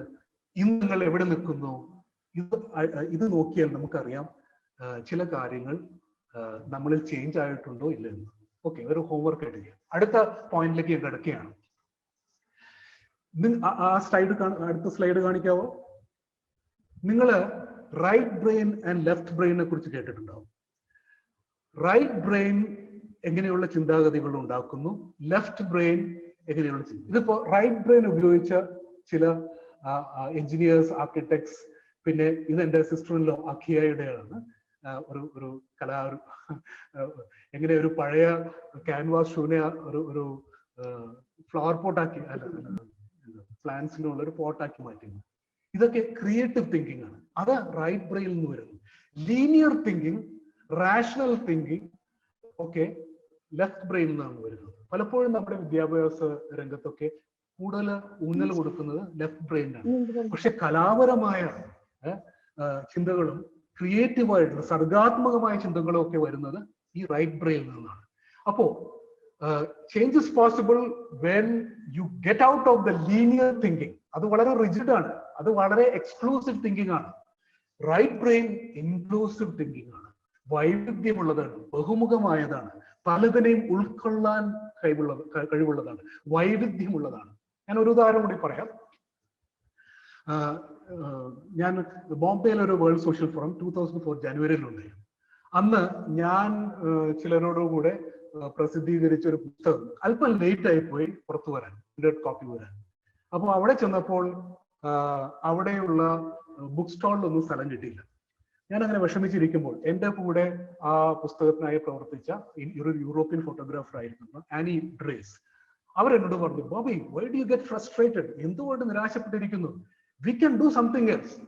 എന്താണ് അവർ ചെയ്തതെന്ന് അറിയാമോ? അവർ പറഞ്ഞു, വാ, നല്ലൊരു മരം, ഈ മരത്തിനടിയിൽ നമുക്ക് എന്തെങ്കിലും ഷോളോ അല്ലെങ്കിൽ ബെഡ്ഷീറ്റോ ഒക്കെ ഇട്ടിട്ട് നമ്മുടെ പുസ്തകം ഇവിടെ നിരത്താം. ആ പുസ്തകം ആ ബോംബെ വേൾഡ് സോഷ്യൽ ഫോറത്തിലെ ബെസ്റ്റ് ബുക്കായിട്ട് അവാർഡായി. ഭാഗ്യത്തിന് ഞങ്ങൾ അതവിടെ ആ വഴിനിരത്തിൽ വെക്കുകയും ഞങ്ങളുടെ കോപ്പീസ് എല്ലാം വിറ്റഴിഞ്ഞു. എല്ലാവരും അതിനെക്കുറിച്ച് സംസാരിക്കാൻ തുടങ്ങി. അങ്ങനെ അത് വളരെ പോപ്പുലറായി. അപ്പോ ഈ ആനി എന്ന് പറഞ്ഞ ഈ വേൾഡ് ഫേമസ് ഫോട്ടോഗ്രാഫർ, അവര് റൈറ്റ് ബ്രെയിൻ ഉപയോഗിച്ച് parallel thinking, lateral thinking, creative thinking ഉപയോഗിച്ചതുകൊണ്ട് പുതിയൊരു സാധ്യത അവിടെ തെളിഞ്ഞു വന്നു. അപ്പോൾ സാധ്യതകൾ ആരായണമെങ്കിൽ പലപ്പോഴും റൈറ്റ് ബ്രെയിൻ ഉപയോഗിക്കുക. പലപ്പോഴും നമുക്ക് എന്താ പറ്റുന്നത്? പെട്ടുപോവുകയാണ്. ഒരേ ഒരു വഴിയുള്ളൂ, അയ്യോ വേറെ വഴിയില്ല, ഇങ്ങനെ നിരാശപ്പെട്ട് ഉത്കണ്ഠാഭരിതരായിട്ടിരിക്കുകയാണ്. വാസ്തവത്തിൽ പല സാധ്യതകൾ കാണാനുള്ള കഴിവ് നമുക്കുണ്ട്. പക്ഷെ ആ രീതിയിലുള്ള ഒരു സർഗാത്മകമായ അപ്രോച്ച് വേണം. ഞാൻ ഒരിടത്ത് ഗോഡ്, GOD, അതിന്റെ ഒരു ഫുൾ ഫോം കണ്ടു. Generator of diversity. Generator of diversity, വൈവിധ്യത്തിന്റെ ഉത്പാദകനാണ് ദൈവം. അതെ, നമ്മുടെ വിരലുകൾ നോക്കുക, നമ്മളെ തന്നെ നോക്കുക, നമ്മുടെ ചുറ്റുമുള്ള മരങ്ങളും വൃക്ഷങ്ങളും ഇലകളും നോക്കുക, എന്തൊരു വൈവിധ്യമാണ്. സോ ആ ക്രിയേറ്റർ ഈ ബഹുമുഖമായ പലതും, വൈവിധ്യമുള്ള പലതും സൃഷ്ടിച്ചിരിക്കുന്നു. അതിലേക്കുള്ള ഒരു തുറവി ഉണ്ടെങ്കിൽ we will become flexible, changes possible എന്നുള്ള രീതിയിൽ പെട്ടുപോയി അല്ലെങ്കിൽ വേറെ വഴിയില്ല എന്നുള്ള ചിന്തയിൽ നിന്നും നമ്മൾ പുറത്തിറങ്ങാൻ കഴിയും. അടുത്തത്, ഓക്കെ രജിത്, സോറി, ഓക്കെ, അടുത്ത സ്ലൈഡിലേക്ക് പോവുക. ഇനി ഞാനിപ്പോ നിങ്ങൾ ചെയ്ത ഒരു കാര്യം പറഞ്ഞത്, എന്തുകൊണ്ടാണ് ഞാൻ നോൺ ഡോമിനന്റ് ഹാൻഡ് ഉപയോഗിക്കാൻ പറഞ്ഞത്? അത് റൈറ്റ് ബ്രെയിൻ നിങ്ങളെ ചലിപ്പിക്കുന്നത് നിങ്ങളുടെ നോൺ ഡോമിനന്റ് ഹാൻഡ്. അപ്പോ വഴി നമുക്ക് മറ്റു പലതും മനസ്സിലാക്കാൻ കഴിയും, പല സാധ്യതകളും കാണും. അതുകൊണ്ടാണ് ഞാൻ പറഞ്ഞു ആ നോൺ ഡോമിനന്റ് ഹാൻഡ് കഴിഞ്ഞിട്ട് പിന്നീട് നിങ്ങൾ നോക്കുമ്പോൾ വരുന്നത് നിങ്ങൾ അതിനൊരു അർത്ഥം കൊണ്ട് ഞാൻ പിന്നീട് പറയും. അടുത്തത് കമ്മ്യൂണിക്കേഷനെ കുറിച്ചാണ്. We cannot not communicate. നമുക്ക് ആശയവിനിമയം ചെയ്യാതിരിക്കാൻ കഴിയില്ല. ഇപ്പോൾ നിങ്ങൾ എന്നെ നോക്കുന്നു, എന്റെ ശബ്ദം, എന്റെ വാക്കുകളെക്കാൾ അധികമായ ഒരു പക്ഷേ എന്റെ വോയിസ് വേരിയേഷൻ, എൻ്റെ ടോൺ, പിന്നെ എൻ്റെ ബോഡി ലാംഗ്വേജ്, ഇതൊക്കെയാണ് നിങ്ങളെ ഇംപ്രസ് ചെയ്യുന്നത്. വാസ്തവത്തിൽ മനഃശാസ്ത്രം പറയുന്നത് വാക്കുകൾ നിങ്ങൾ റിട്ടൈൻ ചെയ്യാൻ ശ്രമിച്ചാൽ, ഓർമ്മിക്കാൻ ശ്രമിച്ചാൽ 7% മാത്രമേ അതിന്റെ ഇഫക്റ്റ് ഉള്ളൂ. ബാക്കിയുള്ളത് ടോണാലിറ്റിയും വോയിസ് വേരിയേഷനും ഒക്കെയാണ്, ഇൻറ്റോണേഷനും ഒക്കെയാണ്. അത് 38% കമ്മ്യൂണിക്കേഷനിൽ. ബാക്കിയുള്ള 55% ബോഡി ലാംഗ്വേജ് ആണ്. അപ്പോൾ ഞാൻ മിണ്ടാതിരുന്നാൽ പോലും ഞാൻ കമ്മ്യൂണിക്കേറ്റ് ചെയ്തുകൊണ്ടിരിക്കുന്നു, എൻ്റെ ബോഡി കമ്മ്യൂണിക്കേറ്റ് ചെയ്തുകൊണ്ടിരിക്കുന്നു. ഇത് സത്യമാണ്. ഞാൻ ഒരു ഉദാഹരണം പറയാണ്. ഇവിടെ നിങ്ങളുടെ സ്ക്രീനിൽ വരുന്ന ഇന്ത്യ ക്രിക്കറ്റ് ടീം ഓസ്ട്രേലിയയിൽ വിജയിച്ചപ്പോൾ ഉണ്ടായ ഒരു റിപ്പോർട്ടിംഗ് ആണ് ഇത്. അവിടെ എന്താ പറയുന്നത്? A fight that gave us lessons. Previous സ്ലൈഡിലേക്ക് ഒന്ന് പോവുക. അവിടെ പറയുന്നത് Australian brawn was won by Indian brain. Brawn എന്ന് പറഞ്ഞാൽ കായിക ശക്തി. നിങ്ങൾക്കറിയാം അവരൊക്കെ ഫാസ്റ്റ് ബോളേഴ്സ് ആണ്, ബൗൺസർ ചെയ്യുന്നവരാണ്. എന്നാൽ രഹാനെ എന്ന ക്യാപ്റ്റൻ ബുദ്ധി ഉപയോഗിച്ച് അതിനെ മറ്റൊരു രീതിയിൽ കണ്ടു. കം ബാക്ക് ടു ദ ആ റിപ്പോർട്ടിന്. ഓക്കെ, അപ്പോ രഹാനെ എന്ന് പറഞ്ഞ ക്യാപ്റ്റൻ ചെയ്തത് എന്താണ്? വിരാട് കോഹ്ലി എപ്പോഴും ഭയങ്കര അഗ്രസീവ് ആണെന്നൊക്കെ പറയുന്നു വാക്കുകൊണ്ട്. എന്നാൽ രഹാനെ കാം അഗ്രഷനാണ്. പുള്ളി ചിന്തിക്കുന്നു, ഒബ്സർവ് ചെയ്യുന്നു. പുള്ളിയുടെ field placement, changing of bowlers ഒക്കെ നോക്കിയാൽ കാണാം വളരെ അഗ്രസീവ് ആണ് പുള്ളിയുടെ അപ്രോച്ച്. ഇദ്ദേഹം ഒരു ബ്ലാക്ക് ബെൽറ്റ് ആയിരുന്നു, കരാട്ടയിൽ ബ്ലാക്ക് ബെൽറ്റ്.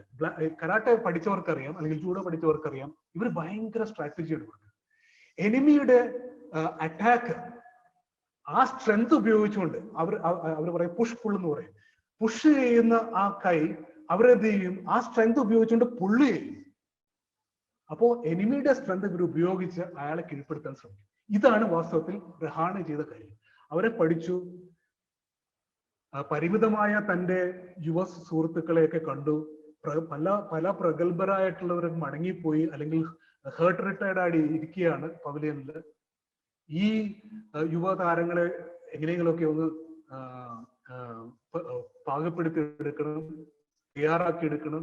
അദ്ദേഹം വളരെ സൗമ്യനായി നയിച്ചു. ഫലം ഇവിടെ പറയുന്നു, ഓസ്ട്രേലിയക്കാര് അവർക്കുണ്ടായിരുന്ന ഒരേ ഒരു ഇത് ഫിസിക്കൽ ബൗൺസർ എറിയുക എന്നായിരുന്നു. ഇവരെന്ത് ചെയ്തു? അവരെ ടയർ ചെയ്തു. നിങ്ങൾക്കറിയാം, വേറൊരു പ്ലെയർ എത്ര എയർ കൊണ്ടിട്ട് അയാൾ അവിടെ നിന്നു. ഇന്ത്യ വേറൊരു ഗിയറിലേക്ക് മാറി.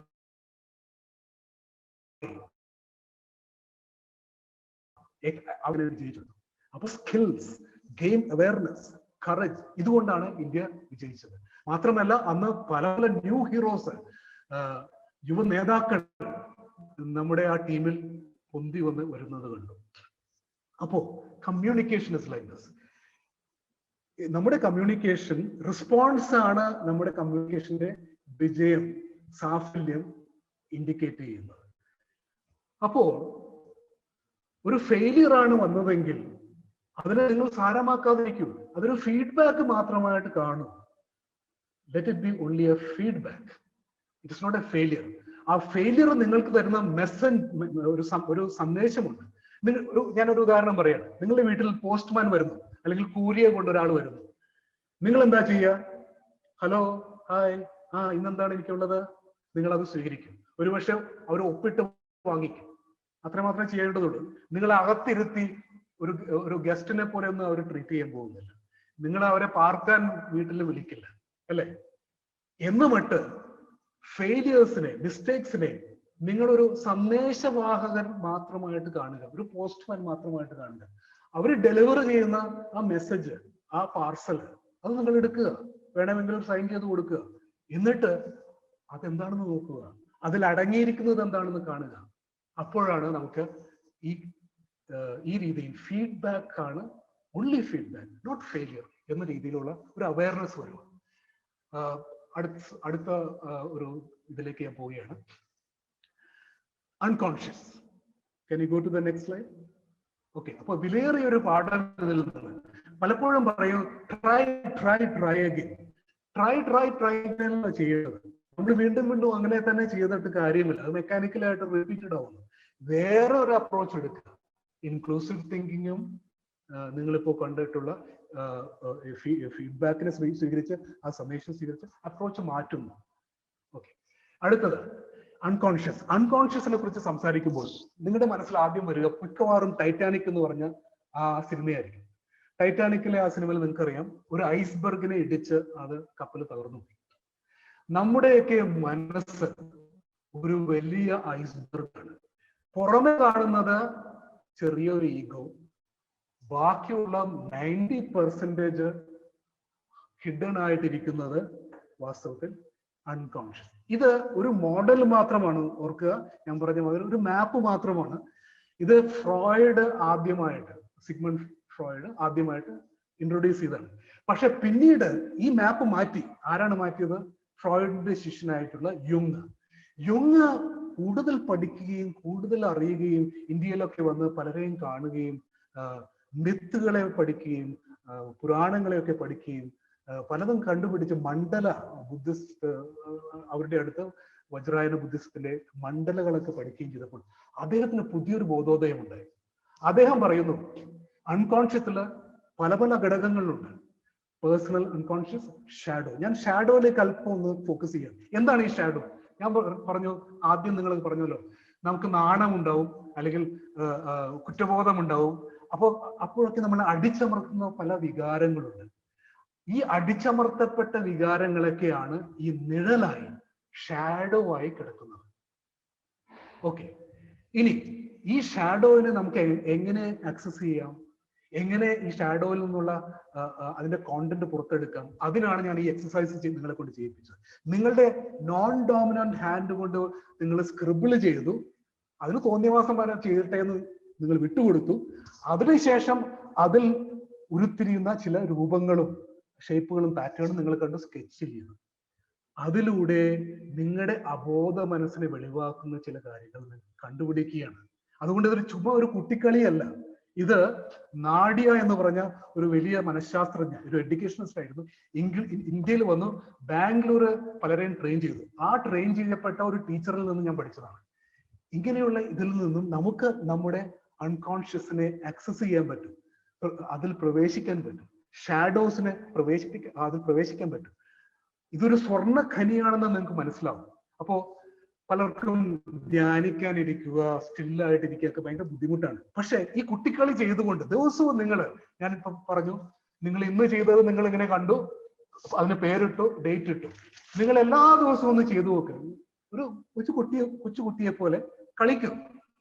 അപ്പോൾ നിങ്ങൾക്ക് ഞാൻ പറഞ്ഞ ആ വാക്കിന്റെ അർത്ഥം മനസ്സിലായി. The wounded child will become wanted child. കാരണം നിങ്ങൾ വണ്ടടിച്ചു പോകും. എന്താണ് എന്റെ അബോധ മനസ്സിൽ പുറപ്പെടുന്നത്? ഇത് എന്തുകൊണ്ടാണ്? അങ്ങനെ ഒരാഴ്ചത്തെ ഇങ്ങനെയുള്ള പാറ്റേൺസ് കിട്ടുമ്പോൾ എന്നെ പോലെയുള്ള ഒരു സോഷ്യൽ സൈക്കോളജിസ്റ്റിന്റെ അടുത്തോ അല്ലെങ്കിൽ ഡ്രീം അനാലിസിസ് ചെയ്യാവുന്ന അങ്ങനെയുള്ള ആൾക്കാരുടെ അടുത്തോ നിങ്ങൾ കാണിച്ചാൽ അവരുടെ സഹായത്തോടെ നിങ്ങളെ തന്നെ വ്യാഖ്യാനിക്കണം. അവരെ കൊണ്ട് നിങ്ങളെ വ്യാഖ്യാനിക്കാൻ അനുവദിക്കരുത്. നിങ്ങൾക്ക് മാത്രമേ അത് കഴിയൂ. കാരണം ഇതിന്റെ എല്ലാം ദുരൂഹതമായ അർത്ഥം നിങ്ങൾക്ക് മാത്രമേ പുറത്തെടുക്കാൻ കഴിയൂ. ഇതാണ്. ഇതോടൊപ്പം തന്നെ എങ്ങനെ നമുക്ക് ഈ അൺകോൺഷ്യസ്, കാരണം ഈ അൺകോൺഷ്യസിൽ അബോധ മനസ്സ് ഞാൻ പറഞ്ഞൊരു സ്വർണ്ണഖനിയാണ്. നിങ്ങൾക്ക് വേണ്ട എല്ലാ സമ്പത്തും, all the resources you require is there. വേറെ ഒരിടത്തും പുറത്ത് അന്വേഷിക്കേണ്ട കാര്യമില്ല, നിങ്ങളിലുണ്ടത്. ഇതാണ് രമണ മഹർഷി നമ്മൾക്ക് ഒക്കെ പഠിപ്പിച്ചത്. ഇതാണ് ശ്രീനാരായണ ഗുരു പഠിപ്പിച്ചത്. അതുകൊണ്ടാണല്ലോ അദ്ദേഹം ഒരു പ്രത്യേക കാലത്ത് അമ്പലങ്ങളിൽ എന്താണ് വെച്ചത്? കണ്ണാടിയാണ് വെച്ചത്. ചില കണ്ണാടിക്ക് അദ്ദേഹം ഓം എന്നുകൂടെ അതിൽ ഉൾപ്പെടുത്തി. ഈ കണ്ണാടികൾ നിങ്ങളുടെ പ്രതിരൂപം കാണുകയും നിങ്ങൾ തിരിച്ചറിയാനുള്ള ചില ഇതിലേക്ക് അദ്ദേഹം ചൂണ്ടുപലകയായിട്ട് അതിനെ ഉപയോഗിക്കുകയാണ്. അപ്പോൾ അടുത്ത സ്ലൈഡിലേക്ക് പോവുക. ഒരു ഹോംവർക്ക് ഞാൻ നിങ്ങൾക്ക് ചെയ്യാൻ നിർദ്ദേശം തരുന്നത് ഇതാണ്. ഈ സ്വാമിയിൽ നിന്ന് പഠിച്ചതാണ് ഞാനത്. ഈ സ്വാമിയെ കുറിച്ച് നിങ്ങൾക്കറിയാം. ഇദ്ദേഹം സദാനന്ദ ഒരു അച്ഛനാണ്, സ്വാമിയായിട്ട് ജീവിക്കുന്ന ഒരു അച്ഛനായിരുന്നു. ഇപ്പൊ മരിച്ചുപോയി. അദ്ദേഹത്തിന്റെ ബോഡി അദ്ദേഹം മെഡിക്കൽ കോളേജിന് കൊടുത്തു. അത് വലിയൊരു കോൺട്രവേഴ്സിയായി. ഇദ്ദേഹത്തിന്റെ അടുത്ത് ഞാൻ പോയപ്പോൾ ഞാനാണ് നടുവിൽ, അങ്ങേയറ്റത്ത് നിൽക്കുന്നത് സമാന്തർ സിംഗ് ആണ്. സമാന്തർ സിംഗ് എന്ന് പറഞ്ഞ ഈ മനുഷ്യനെ റാണിമരിയെ കൊന്ന ഘാതകനാണ് ഈ സമാന്തർ സിംഗ്. സമാന്തർ സിംഗിനെ മാനസാന്തരപ്പെടുത്തിയത് ഈ സ്വാമി അച്ഛനാണ്. അത് എങ്ങനെ സാധിച്ചു എന്നൊക്കെ പറയാൻ എനിക്ക് കഴിയില്ല. പക്ഷെ ഇദ്ദേഹത്തിന്റെ അടുത്ത് ഞാൻ പലപ്പോഴും മാർഗനിർദ്ദേശങ്ങൾക്കായി, പലപ്പോഴും ഗൈഡൻസിനായിട്ട് പോവുകയാണ്. അപ്പോഴൊക്കെ അദ്ദേഹം ചെയ്യുന്നൊരു കാര്യമുണ്ട്. എന്നെ യോഗനിദ്ര പഠിപ്പിച്ചു തരും. ആ യോഗനിദ്രയിൽ നിന്നും അദ്ദേഹം, ഞാൻ കംപ്ലീറ്റ്ലി റെസ്റ്റ്ഫുൾ സ്റ്റേറ്റിൽ വന്നതിന് ശേഷം അദ്ദേഹം ചില സജഷൻസ് തരും, വിഷ്വലൈസേഷനും ആയിട്ടും ഒക്കെ. അങ്ങനെ എന്നെ അദ്ദേഹം നയിച്ചു. അപ്പോഴൊക്കെ ഞാൻ എൻ്റെ വണ്ടർ ചൈൽഡിനെ കണ്ടുപിടിക്കുകയായിരുന്നു. സ്വതന്ത്രനായിട്ട് ചിന്തിക്കാനും സ്വതന്ത്രനായിട്ട് അന്വേഷിക്കാനുമുള്ള ഒരു അരൂപി ഇദ്ദേഹത്തിൽ നിന്ന് എനിക്ക് കിട്ടി. ഇദ്ദേഹം, ഞാൻ അന്ന് ചെല്ലുമ്പോൾ അദ്ദേഹത്തെ കാണാനായിട്ട് ചിന്തുവാഡ എന്ന ബമോഡി എന്ന ഗ്രാമത്തിൽ ചെല്ലുമ്പോൾ മധ്യപ്രദേശത്ത്, ഇദ്ദേഹം അവിടെ ഇല്ല, ഭോപ്പാലിൽ പോയിരിക്കുകയെന്ന് പറഞ്ഞു. ഓഹോ, ഞാൻ ഫോൺ ചെയ്തായിരുന്നല്ലോ. അല്ലല്ല, അദ്ദേഹം വൈകിട്ട് വരും. അല്ല, ഭോപ്പാലിൽ എന്തിനാ പോയത്? ഭോപ്പാലിൽ പോയത് അദ്ദേഹത്തിന്റെ 500ാമത്തെ കുഞ്ഞ് ജനിച്ചു, അതിന്റെ നാമകരണത്തിനായിട്ട് പോയത്. ഇതെന്താണത്? 500ാമത്തെ കുഞ്ഞ് സ്വാമിക്കോ? അപ്പൊ അവരൊക്കെ ഒന്ന് ചിരിച്ചു. ഞാൻ വേണ്ടിയില്ല. സ്വാമി വന്നു. സ്വാമി, ഞാനെന്താ കേൾക്കുന്നത്? അങ്ങ് ബ്രഹ്മചാരിയാണെന്ന് എനിക്കറിയാം, ഇത് 500ാമത്തെ കുഞ്ഞായെന്ന് പറയുന്നു, എന്താണ്? അപ്പൊ സ്വാമി പറഞ്ഞു, അയ്യോ, അവിടുത്തെ കളക്ടർ ഇവിടെ ഉണ്ടായിരുന്നവരാണ്, അങ്ങോട്ട് പോയി ട്രാൻസ്ഫർ ആയി, അവർക്ക് കുട്ടികളുണ്ടായിരുന്നു. ഞാൻ നിനക്ക് പഠിപ്പിച്ച ഇതിലൂടെ തന്നെ അവരെ ഗൈഡ് ചെയ്തു, അവർക്ക് കുട്ടിയുണ്ടായി. ഇത് അങ്ങനെ ഞാൻ ഗൈഡ് ചെയ്തിട്ടുള്ളതിൽ 500ാമത്തെ കുട്ടിയാണ്. അതുകൊണ്ട് ഞാനത് പ്രത്യേകമായി സെലിബ്രേറ്റ് ചെയ്യണമെന്ന് വെച്ച് പോയി. ഞാൻ വൈകിട്ട് തന്നെ വന്നു, നീ വരുമെന്ന് അറിയായിരുന്നു, വാ എന്ന് പറഞ്ഞു. അപ്പോൾ ഈ യോഗ നിദ്ര കണ്ടുപിടിച്ചത് ആരാണ്? സ്വാമി സത്യാനന്ദ സരസ്വതി എന്ന് പറഞ്ഞിട്ടുള്ള Bihar school of yoga establish ചെയ്ത സ്വാമിയാണ്. അദ്ദേഹം ശിവാനന്ദ സ്വാമിയുടെ ശിഷ്യനായിരുന്നു. അപ്പോൾ ഋഷികേശിലെ ഈ സ്വാമി ഒരിക്കലും ഒരു ആക്സിഡന്റൽ ആയിട്ട് പുള്ളി കണ്ടുപിടിച്ചൊരു സാധനമാണിത്. അത് പിന്നീട് പുള്ളി ഗവേഷണം ചെയ്ത് മനസ്സിലാക്കി. ഈ യോഗനിദ്ര അദ്ദേഹം വളരെ സിസ്റ്റമാറ്റിക്കും വളരെ ആർക്കും പഠിക്കാവുന്ന രീതിയിലാക്കി. എന്നിട്ട് അദ്ദേഹം പറയുന്ന ഒരു കഥയുണ്ട്. അവിടെ വികൃതിയായിട്ടുള്ളൊരു കുട്ടി ഉണ്ടായിരുന്നു. ഈ കുട്ടി ആർക്കും കൺട്രോൾ ചെയ്യാൻ പറ്റില്ല. സ്വാമി പോലും നിരാശനായിപ്പോയി. അവസാനം ഇദ്ദേഹത്തിന് ഞാൻ പ്രാക്ടീസ് ചെയ്യുന്ന യോഗനിദ്ര കൊണ്ട് ഇവനെ ഒന്ന് മാറ്റിയെടുക്കാൻ പറ്റും. എന്നിട്ട് അദ്ദേഹം അവനിൽ അപ്ലൈ ചെയ്യാൻ തുടങ്ങി. ഇവൻ ഉറങ്ങി ഒരു 3 മിനിറ്റ് കഴിയുമ്പോൾ സ്വാമി ഭഗവത്ഗീതയിലെ ഫോർ എക്സാമ്പിൾ 15ാമത്തെ അധ്യായം എടുത്ത് വായിക്കാൻ തുടങ്ങും. എന്നിട്ട് അവൻ ഉറങ്ങിക്കഴിഞ്ഞല്ലോ. രാവിലെ അവനെ എഴുന്നേൽക്കുമ്പോൾ സ്വാമി ആ പുസ്തകം കൊടുത്ത് അവനോട് വായിക്കാൻ, ഒരു മാതിരി അന്ന് വായിക്കും. പക്ഷെ ഇത് കുറച്ച് നാൾ കഴിഞ്ഞപ്പോൾ അവൻ അത് സ്വായത്തമാക്കി. ബൈഹാർട്ടിൽ അത് പാരായണം ചെയ്യാനുള്ള കഴിവ് കിട്ടി. സ്വാമി പറയാണ്, ആ പയ്യന് 21 വയസ്സുള്ളപ്പോൾ അവൻ 11 ഭാഷകൾ പഠിച്ചു. ഇംഗ്ലീഷ് സ്വാമിയെക്കാൾ ഭംഗിയായി കൈകാര്യം ചെയ്യുകയും എഴുതുകയും സംസാരിക്കുകയും ചെയ്തു എന്നുള്ളതാണ്. സ്വാമി അവനെ ഈ യോഗനിദ്ര ഉപയോഗിച്ച് നയിച്ചു. അപ്പോൾ ഞാൻ പറയുന്നത്, ഈ അബോധ മനസ്സിൽ നിന്നും ഈ സ്വർണ്ണഖനിയിൽ നിന്നും അത് സംസ്കരിച്ചെടുക്കാനുള്ള പല വിദ്യകളുണ്ട്. യോഗനിദ്രയാകട്ടെ, അതൊക്കെ ഇങ്ങനെയുള്ള സ്വാമിമാരൊക്കെയാണ് പഠിപ്പിച്ചു തരുന്നത്. അവരിൽ നിന്നാണ് നമ്മൾ പഠിക്കേണ്ടത്. അതല്ലെങ്കിൽ ഞാനിപ്പോ നിങ്ങൾക്ക് കാണിച്ച ഈ കുട്ടിക്കളിയിലൂടെ ആകാം. അതുകൊണ്ട് നിങ്ങൾ ധ്യാനത്തിന് പോയി അല്ലെങ്കിൽ യോഗനിദ്ര പഠിച്ച കാര്യമുള്ളതൊന്നും നിങ്ങൾ ശാഠ്യം പിടിക്കേണ്ട. ഇതുപയോഗിച്ച് നിങ്ങൾക്ക് നിങ്ങളുടെ അൺകോൺഷ്യസിൽ നിന്നും ഇത് ഉരുത്തിരിഞ്ഞു വരുന്നതായിട്ടുള്ള ഒരു അനുഭവം ഉണ്ടാവും. ഇനി നമ്മുടെ അൺകോൺഷ്യസ് വളരെ പോസിറ്റീവാണ്. ഞാൻ പറഞ്ഞില്ലേ, സോഷ്യൽ സൈക്കോളജിസ്റ്റ് ആയിട്ടുള്ള ഒരു വെഗ്നർ, ഡാനിയൽ വെഗ്നർ 2002 ഒരു കാര്യം കണ്ടുപിടിച്ചു. നമ്മൾ വിചാരിക്കുന്ന മാതിരി ഈ അൺകോൺഷ്യസ് അബോധത്തിലൊന്നുമല്ല. പുള്ളി പറഞ്ഞു, പുള്ളിയുടെ പഠനത്തിൽ നിന്നും റിസർച്ചിൽ നിന്നും ഒരു അഡാപ്റ്റീവ് കോൺഷ്യസ്നെസ് ഈ അൺകോൺഷ്യസിൽ ഉണ്ടെന്ന് അദ്ദേഹം പറഞ്ഞു. ഒരു ഉദാഹരണം ഞാൻ പറയാണ്. കഴിഞ്ഞ ദിവസം എനിക്ക് തോന്നുന്ന ആശയാണ് പറഞ്ഞതെന്ന്. നമ്മൾ ചില സൈക്കിൾ ഓടിക്കാൻ പഠിക്കുകയാണ്. പിന്നീട് നമുക്ക് അത് അൺകോൺഷ്യസ് ആയിട്ട് നമ്മൾ സൈക്കിൾ ചലിപ്പിക്കേണ്ടത്, ബാലൻസ് ചെയ്യേണ്ടത്, ആദ്യം എടുത്ത പ്രയത്നം ഒന്നും ആവശ്യമില്ലാതെ അത് ഉടനടി വരികയാണ്. ഇത് ഞാൻ ഒരു വയസ്സ് എന്ന സ്ത്രീ ബാംഗ്ലൂരിലൂടെ ആയിരിക്കുമ്പോൾ ഞാൻ കണ്ടു. ഞങ്ങളുടെ സെമിനാറിൽ ഇവര് ഒരു പശു കുത്തുവാൻ വന്നു. ഇവരെ ഓടി എടുത്ത് ചാടി ഒരു വേലി, ഞാൻ ഒട്ടും വിചാരിച്ചില്ല ഈ വയസ്സ് നിന്ന സ്ത്രീ എങ്ങനെ ഇത് സാധിച്ചു. അപ്പോൾ ഇദ്ദേഹം ഈ അഡാപ്റ്റീവ് അൺകോൺഷ്യസില് നമുക്ക് നമ്മുടെ കോൺഷ്യസ്നെസ് ഒക്കെ രൂപീകരിക്കുന്നതിന് മുൻപ് പല രീതിയിലും പല പ്രോസസ്സിങ്ങും നമ്മുടെ അൺകോൺഷ്യസ് ചെയ്യുന്നുണ്ട്. അപ്പോൾ അതുവഴി ഒരു വിജ്ഞാനം നമ്മുടെ ഇടയിലുണ്ട്. അത് ചിലപ്പോൾ ഷോക്ക് കിട്ടുന്ന സമയത്തൊക്കെ അത് പുറത്തു വരും. ഒരു ക്രൈസിസ് മൊമെന്റിൽ അത് പുറത്തു വരും. അങ്ങനെ നമ്മളെ രക്ഷിക്കും, നമ്മളെ സർവൈവ് ചെയ്യാൻ ഹെൽപ്പ് ചെയ്യും, നമുക്ക് ഗോൾ സെറ്റിങ്ങിന് സാധിക്കും. അതാണ് ഈ യോഗനിദ്രയിലൂടെ ഈ സ്വാമി സത്യാനന്ദ സരസ്വതി കണ്ടുപിടിച്ചത്. ഇന്ന് അത് ഹംഗറിയിലും കാനഡയിലും ഒക്കെ അവിടെ ഒക്കെ അവർ ഉപയോഗിക്കുന്നുണ്ട് എന്ന് ആ പുസ്തകത്തിൽ എഴുതിയിട്ടുണ്ട്. ശരി, ഇനി ഞാൻ കൺക്ലൂഡ് ചെയ്യാൻ ശ്രമിക്കുകയാണ്. 9 മണിയായി. കിൻസുഗി എന്ന ഒരു ജാപ്പനീസ് കലയുണ്ട്. വളരെ ഇൻട്രസ്റ്റിംഗ് ആയിട്ടുള്ളൊരു കലയാണ്. ആ സ്ലൈഡ് ഒന്ന് കാണിക്കാവോ? Screen sharing. ഈ ജാപ്പനീസ് കലയിൽ എന്താ ചെയ്യുന്നത് നിങ്ങൾ നോക്കുക. ഈ ബോൾസ് ഒക്കെ പൊട്ടിയതാണ്. പക്ഷെ ഈ പൊട്ടിയ വിള്ളലുകളിൽ അവർ സ്വർണമോ അല്ലെങ്കിൽ അങ്ങനെ വിലപ്പെട്ട എന്തോ കൊണ്ട് അരക്കോ ഒക്കെ ഉപയോഗിച്ച് അതിനെ യോജിപ്പിച്ച് ഇത് സുന്ദരമാക്കി തീർക്കും. അപ്പോ ഈ കേടുപാടുകളെ തീർക്കുന്ന, സുന്ദരമാക്കി തീർക്കുന്ന ഒരു കലയാണ് ഈ കിൻസുഗി.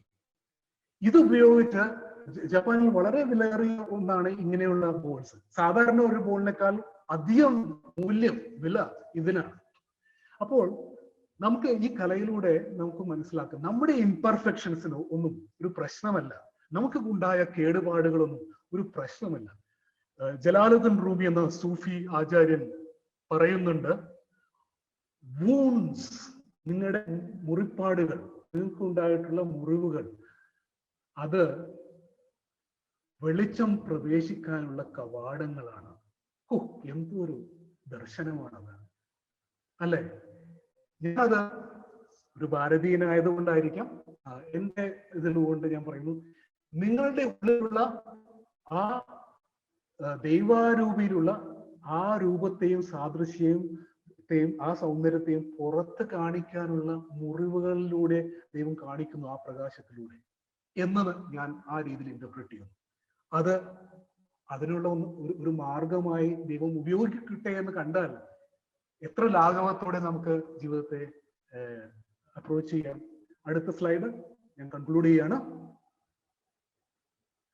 Next slide. ഇത് മനസ്സിലാക്കിയ ഒരു പയ്യൻ തന്റെ ഓപ്പറേഷൻ ഉണ്ടായ കാല് ഈ രീതിയിൽ പച്ചകുത്തി ടാറ്റു ചെയ്ത് സുന്ദരമാക്കി മാറ്റി. നോക്കണേ, മുറിപ്പാടുകളെ. He turned the scars to something beautiful.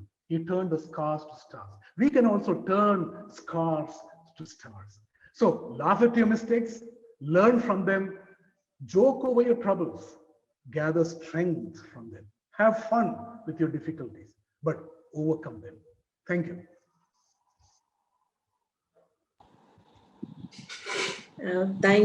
Thank you Bobby Acha. Turn scars to stars എന്ന് കൺക്ലൂഡ് ചെയ്ത് അച്ഛൻ ഈ സെഷൻ അവസാനിപ്പിച്ചു. ഞാൻ 1-2 കാര്യങ്ങളൊന്ന് സമ്മറൈസ് ചെയ്ത് പറയാൻ ശ്രമിക്കുകയാണ്. കാരണം അച്ഛന്റെ ആ ഒരു സെഷൻ ഒരു കഥകളിലൂടെ അച്ഛൻ ഞങ്ങളെ കൊണ്ടുപോയി. ഈ കൊറോണ കാലത്ത് വ്യസനം, വ്യാകുലത എല്ലാം കൂടി എന്ന് പറഞ്ഞ് അച്ഛൻ തുടങ്ങി. വിജയങ്ങളിൽ നിന്നല്ല നമ്മൾ പഠിക്കേണ്ടത്, എന്നാൽ പരാജയങ്ങളിൽ നിന്ന് നമുക്ക് ധാരാളം പഠിക്കാനുണ്ട് എന്ന് അച്ഛൻ പറഞ്ഞു. അതുപോലെ ഒരു തെറ്റ് പറ്റിയാൽ നമ്മൾ ന്യായീകരിക്കുന്നു, അല്ലെങ്കിൽ നമ്മളത് ജസ്റ്റിഫൈ ചെയ്യാൻ ശ്രമിക്കുന്നു. അതിന്റെ എന്തുകൊണ്ടാണ് നമ്മൾ അങ്ങനെയെല്ലാം ചെയ്യാൻ ശ്രമിക്കുന്നതെന്ന് അച്ഛൻ ഞങ്ങൾക്ക് പറഞ്ഞു തന്നു.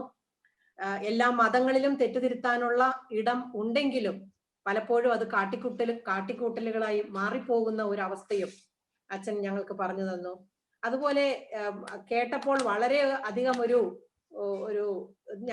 എന്റെയും ഉള്ളിൽ തട്ടിയത് ആ സ്പിരിച്വൽ ഗൈഡ് പറഞ്ഞ ആ ഒരു വാക്യം, you have failed but you are not a failure. ആ ഒരു മോട്ടിവേറ്റിംഗ് സെന്റൻസ് അച്ഛനെ എത്രത്തോളം വളർത്തിയെന്നും വീണ്ടും അച്ഛൻ ഞങ്ങൾക്ക് 4 പില്ലേഴ്സ് പറഞ്ഞു തന്നു. NLP-യിലെ പ്രീസപ്പോസിഷൻസ് വളരെ രസകരമായി ഇങ്ങനെയും വ്യാഖ്യാനിക്കാമെന്ന് അച്ഛൻ ഞങ്ങൾക്ക് കാണിച്ചു തന്നു ഓരോന്നും. അതുപോലെ തന്നെ ഞങ്ങൾക്ക് വളരെ രസകരമായി തോന്നിയ ഒരു എക്സ്പ്ലനേഷൻ, വോണ്ടഡ് കിഡിൽ നിന്നും വണ്ടർഫുൾ കിഡായ കഥ, മങ്കി കടിച്ച ഒരു കുട്ടി മോങ്കായ കഥ, അതുപോലെ ഫ്രാൻസിസ് അസീസിയുടെ ശിഷ്യൻ പാമ്പിനോടും കുരങ്ങന്മാരോടും സമ്മതിച്ച കഥ. വീണ്ടും അച്ഛൻ നിർത്തുന്നില്ല, ഞങ്ങൾക്ക് വീണ്ടും പറഞ്ഞു തരികയാണ് റൈറ്റ് ബ്രെയിൻ ലെഫ്റ്റ് ബ്രെയിൻ ആ ഒരു ഡിഫറൻസ്. റൈറ്റ് ബ്രെയിനെ ആക്ടിവേറ്റ് ചെയ്ത് എങ്ങനെ ജീവിതത്തില് ക്രിയേറ്റീവ് ആകാം, സക്സസ്ഫുൾ ആകാമെന്ന്. വീണ്ടും ദൈവം എന്ന് പറയുന്നത് ഒരു ജനറേറ്റർ ഓഫ് ഡൈവേഴ്സിറ്റി ആണ്. അത് നമ്മുടെ ഉള്ളിലുണ്ട്. നമ്മുടെ റൈറ്റ് ബ്രെയിൻ ആക്ടിവേറ്റ് ചെയ്ത് നമുക്ക് അതിലേക്ക് എത്തിച്ചേരാം എന്നാണ് ഞാൻ മനസ്സിലാക്കിയത്. ഇനി അതുപോലെ തന്നെ നമ്മുടെ അൺകോൺഷ്യസ് ഒരു സ്വർണ്ണ ഖനിയാണെന്നും, അപ്പൊ അച്ഛൻ തന്ന ആ ഒരു ആക്ടിവിറ്റിയിലൂടെ ലെഫ്റ്റ് ഹാൻഡ് മുതൽ കൊണ്ട് സ്ക്രിബിൾ ചെയ്ത് ആ അൺകോൺഷ്യസിനെ നമ്മൾ എക്സ്കവേറ്റ് ചെയ്യുന്ന ആ ഒരു രീതിയും യോഗ നിദ്രയും അച്ഛൻ ഇന്നു മുതൽ ഞാൻ ചെയ്യും കേട്ടോ. ഞാൻ പ്രോമിസ് ചെയ്യുകയാണ്. എന്റെ അൺകോൺഷ്യസിനെ ക്രയോൺസ് വാങ്ങിച്ച് വെച്ച് ഇന്നു മുതൽ ചെയ്യും. ഈ ടിപ്സ് എല്ലാം പറഞ്ഞു തന്ന് വളരെ രസകരമായി. ജാപ്പനീസുകാരുടെ ആ ഒരു കല കിൻസുഖി. അപ്പം മുറിവുകളെല്ലാം ഇനി സ്വർണം കൊണ്ട് കൂട്ടിച്ചേർക്കുവാൻ അച്ഛൻ തന്ന ഈ ഒരു പ്രചോദനകരമായ വാക്കുകൾക്ക്, മോട്ടിവേറ്റിംഗ് ആയ വാക്കുകൾക്ക് വളരെ നന്ദി അച്ഛ. Thank you father Bobby. ഇനിയും അച്ഛനോട് ചോദ്യങ്ങൾ ചോദിക്കേണ്ടവർക്ക്, സംശയങ്ങൾ ചോദിക്കേണ്ടവർക്ക്, കൂടുതൽ ക്ലാരിഫിക്കേഷൻ വേണ്ടവർക്ക് ഒന്ന് സ്വയം അൺമ്യൂട്ട് ചെയ്ത് ചോദിക്കാവുന്നതാണ്. ഇപ്പോൾ 9:07 ആയിരിക്കുന്നു. നമുക്ക് 9:15 വരെയാണ് സമയം. ഓരോരുത്തർക്കും ചോദിക്കാം. എല്ലാവർക്കും സ്വാഗതം. അച്ചു, ഒരിക്കലും തീരാതിരുന്നെങ്കിൽ എന്ന് ആഗ്രഹിച്ചോ? 9 മണിയായി എന്ന് പറഞ്ഞപ്പോ ആകെ കൂടി സങ്കടം വന്നു കേട്ടോ മുഖത്ത്. അത്രയും beautiful ആയിരുന്നു. And the way you presented, the way you spoke, the way you smiled, every single thing was so divine. Thank you so much. And Achu, കിൻസുഗി എന്ന് പറയുന്നത് തന്നെയല്ലേ നമ്മുടെ വാബി സാബി എന്ന് പറയുന്ന സംഭവം?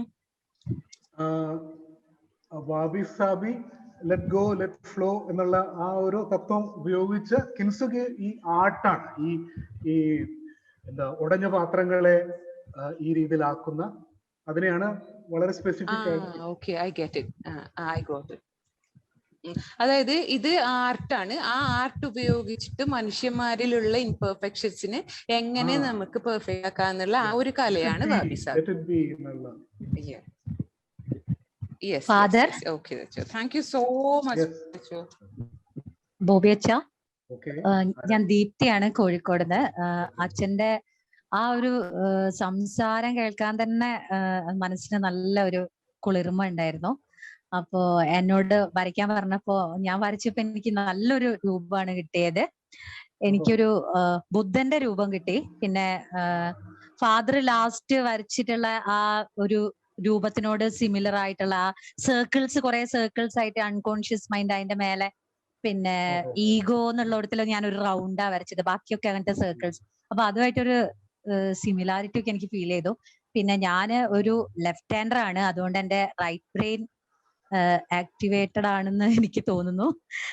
പിന്നെ ഫാദർ പറഞ്ഞ പോലെ ഇന്ന് ഞാൻ ഒരുപാട് എന്റെ പൊട്ടിയ പിഞ്ഞാണ പാത്രങ്ങളിലും ഓട്ട വന്ന സ്റ്റീൽ കറിപ്പാത്രങ്ങളിലും ഒക്കെ ഇന്ന് കുറെ ചെടികളൊക്കെ കുഴിച്ച് വെച്ചിട്ടുണ്ടായിരുന്നു. അപ്പൊ എല്ലാം കൂടെ എനിക്ക് എന്തൊക്കെയോ ഒരു മാറ്റങ്ങളോ എന്തോ എനിക്കൊരു ട്രാൻസ്ഫോർമേഷൻ വന്നതുപോലെ തോന്നുന്നു. ഞാൻ ഫാദറിനെ വിളിക്കാം, കൂടുതൽ സംസാരിക്കാം. ഇപ്പൊ സമയം കുറവാണല്ലോ. Thank you so much father. അതൊരു വല്ലാത്തൊരു ഫീലിംഗ് ആണ് എനിക്ക് ഉണ്ടായിട്ടുള്ളത്, ഒരു എൻലൈറ്റൻമെന്റ് എന്ന് പറയാം. Thank you father.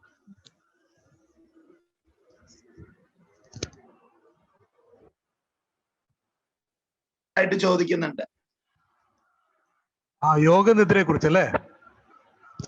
അല്ലേ? അതെ. ബോബിയച്ച, ഞാൻ ഒന്നിടയ്ക്ക് പറഞ്ഞോട്ടെ. ബോബിയച്ച, എനിക്ക് തോന്നുന്നു നാളത്തെ സെഷനില് നമ്മുടെ രഞ്ജിത്ത് യോഗനിദ്ര എക്സ്പ്ലെയിൻ ചെയ്യുന്നുണ്ട്. ഓക്കെ നാളെ അത് എക്സ്പ്ലെയിൻ ചെയ്യുന്നുണ്ട്. ഓക്കെ.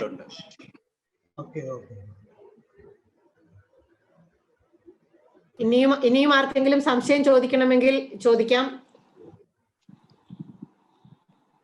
ബോബിച്ച, ഓക്കെ. പ്രവീണയാണ്. ഒരുപക്ഷെ ഈ സെഷൻ മുഴുവൻ കടന്നു പോയപ്പം എന്നെ ഏറ്റവും ഇൻസ്പയർ ആയിട്ടുള്ള ഒരു സെന്റൻസ് എന്ന് പറയുന്നത്, നിങ്ങളുടെ മുറിപ്പാടുകൾ വെളിച്ചം കയറി വരാനുള്ള കവാടമാണ്. അത് ശരിക്കും പറഞ്ഞാൽ ഒരു ഇൻസൈറ്റ് ആയിരുന്നു, ഒരു വെളിച്ചം കയറി വരാനുള്ള ഒരു പാത്താണെന്ന് കണ്ടപ്പം ശരിക്കും ഭയങ്കര സന്തോഷം തോന്നി. Anyway, this session is actually really wonderful. Thank you so much for this such a beautiful words. You blessed me. Thank you so much.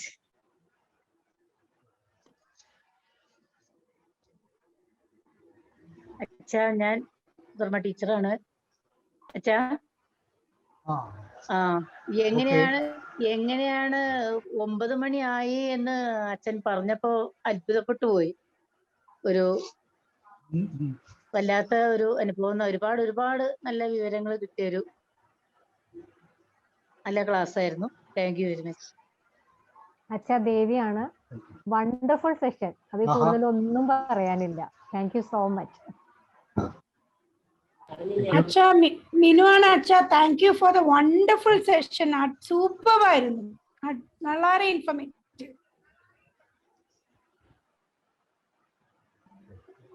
Hello ബോബിയച്ച, ഒരു sentence, if you stumble make it. എനിക്ക് വിട്ടുപോയി അത് എഴുതാനായിട്ട്. Dance, make it a dance. Make it a dance. Okay okay, വളരെ സന്തോഷം. അതുപോലെ തന്നെ താങ്ക്ഫുൾ. വളരെ informative. Okay, thank U.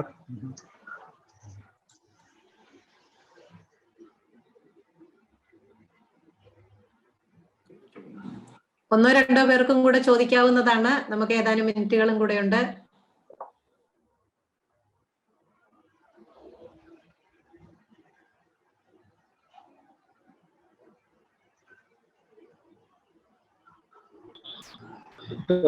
Bobecha, congratulations. Thank you. I am Father Emmanuel. Yes. ഞാൻ അച്ഛൻ ആ പിഞ്ഞാണ പാത്രത്തിൻ്റെതൊക്കെ കണ്ടപ്പം എനിക്ക് എൻ്റെ മനസ്സിൽ പെട്ടെന്ന് വന്നത്, ഞാൻ വിസിറ്റ് ചെയ്ത റോക്ക് ഗാർഡനാണ്. നമ്മുടെ എന്താണ് പഞ്ചാബ് അവിടെയുള്ള ആ റോക്ക് ഗാർഡനിൽ പോയി കഴിഞ്ഞാൽ നമുക്കറിയാം ഈ കഷ്ണങ്ങൾ എന്താണ് പാറക്കഷ്ണങ്ങൾ കൊണ്ട് ഉണ്ടാക്കി വെച്ചിരിക്കുന്ന വിവിധങ്ങളായ രൂപങ്ങളും ഇതൊക്കെ ശരിക്കും ഇറ്റ് ഈസ് റിയലി മാർവലസ്. അപ്പം അങ്ങനെ നമ്മൾ എന്താണ് നഷ്ടപ്പെടുത്തി കളയുന്നതിനെ കൊണ്ട് നമുക്ക് വളരെ വളരെ ക്രിയാത്മകമായ രൂപങ്ങളും ഭാവങ്ങളും ഉണ്ടാക്കാം എന്നുള്ളത് നമ്മുടെ സ്വന്തം ജീവിതത്തിലേക്ക് അച്ഛൻ കാണിച്ചു തന്നു. അത് വളരെ വളരെ ഇൻസൈറ്റ്ഫുൾ ആണ് ശരിക്കും. അപ്പൊ നമ്മൾ ഒരുപക്ഷെ നമുക്ക് ഒട്ടും വേണ്ട എന്ന്, അല്ലെങ്കിൽ ഒരിക്കലും അത് പ്രയോജനം ഇല്ല എന്ന് കരുതുന്ന പല നമ്മുടെ അനുഭവങ്ങളും, അല്ലെങ്കിൽ നമ്മുടെ ജീവിതത്തിൽ ചില സ്വഭാവങ്ങൾ പോലും നമുക്ക് അനുഭവവേദ്യമാക്കാം, അതിനെ ക്രിയേറ്റീവ് ആക്കാം, ക്രിയാത്മകമാക്കാമെന്ന് അച്ഛൻ പറഞ്ഞെന്ന് അതിലൂടെ മനസ്സിലാക്കാൻ പറ്റും. അത് വളരെ നല്ലൊരു ഇൻസൈറ്റ് ആയിരുന്നു ശരിക്കും. Really useful. താങ്ക് യു അച്ഛാ. അനിൽകുമാർ, ബോബിയച്ച, അനിൽകുമാർ പറയുന്നുണ്ട് ഇത് 1 മണിക്കൂർ കൊണ്ട് എടുക്കേണ്ട ക്ലാസ് അല്ല എന്ന് പറയുന്നു. കാരണം അതെ, കൂടുതൽ കേൾക്കാനുള്ള ഒരു ആഗ്രഹം കൊണ്ട് വന്ന ഒരു കമന്റ് ആയിട്ട്, ഒരു അപ്രീസിയേഷൻ ആയിട്ട് അതിനെ എടുക്കുവാണ്. അപ്പം ഇനിയും ഇനിയും ഭാവിയിൽ അച്ഛന്റെ ക്ലാസ്സുകൾ കേൾക്കാൻ തീർച്ചയായിട്ടും ഇടവരുമെന്ന് ഞങ്ങൾ വിശ്വസിക്കുന്നു.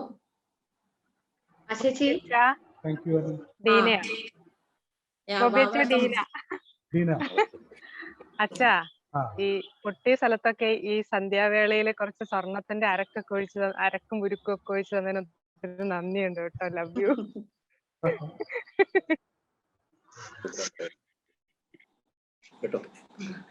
ബോബിച്ച, ഒരു സംശയം. നമ്മുടെ എക്സസൈസിനെ കുറിച്ച് പറഞ്ഞല്ലോ. ആ എക്സസൈസ് നമ്മൾ എന്നും ക്രയോൺസ് ഉപയോഗിച്ച് ചെയ്യണം എന്നാണ് ബോബിച്ചൻ പറഞ്ഞത് അല്ലേ? ഞാനത് ചെയ്തിട്ടുണ്ട്. ഞാൻ ബാംഗ്ലൂർ സ്ലംസിൽ വർക്ക് ചെയ്യുമ്പോൾ ഈ മാർഗരറ്റ് എന്ന് പറഞ്ഞ ആ മാഡം ഈ നാഡിയ എന്ന് പറഞ്ഞ ജൂയിഷ് ലേഡിയിൽ നിന്ന് പഠിച്ചിട്ട് ഞങ്ങൾക്ക് ട്രെയിൻ ചെയ്തു ഈ സ്ലം സ്റ്റുഡൻസുമായിട്ടൊക്കെ ഡീൽ ചെയ്യാൻ. അപ്പൊ ഞങ്ങൾ സ്വയം അത് അണ്ടർഗോ ചെയ്തു. എന്നിട്ട് അവര് ഞങ്ങളെ ഹെൽപ്പ് ചെയ്തു എങ്ങനെയാണ് ഇത് കണ്ടു മനസ്സിലാക്കി സ്വയം തിരിച്ചറിയുക. അതൊരു എക്സ്പ്ലോസീവ് ഡിസ്കവറി ആയിരുന്നു. അത് ഞങ്ങളെ മാറ്റിമറിച്ചു.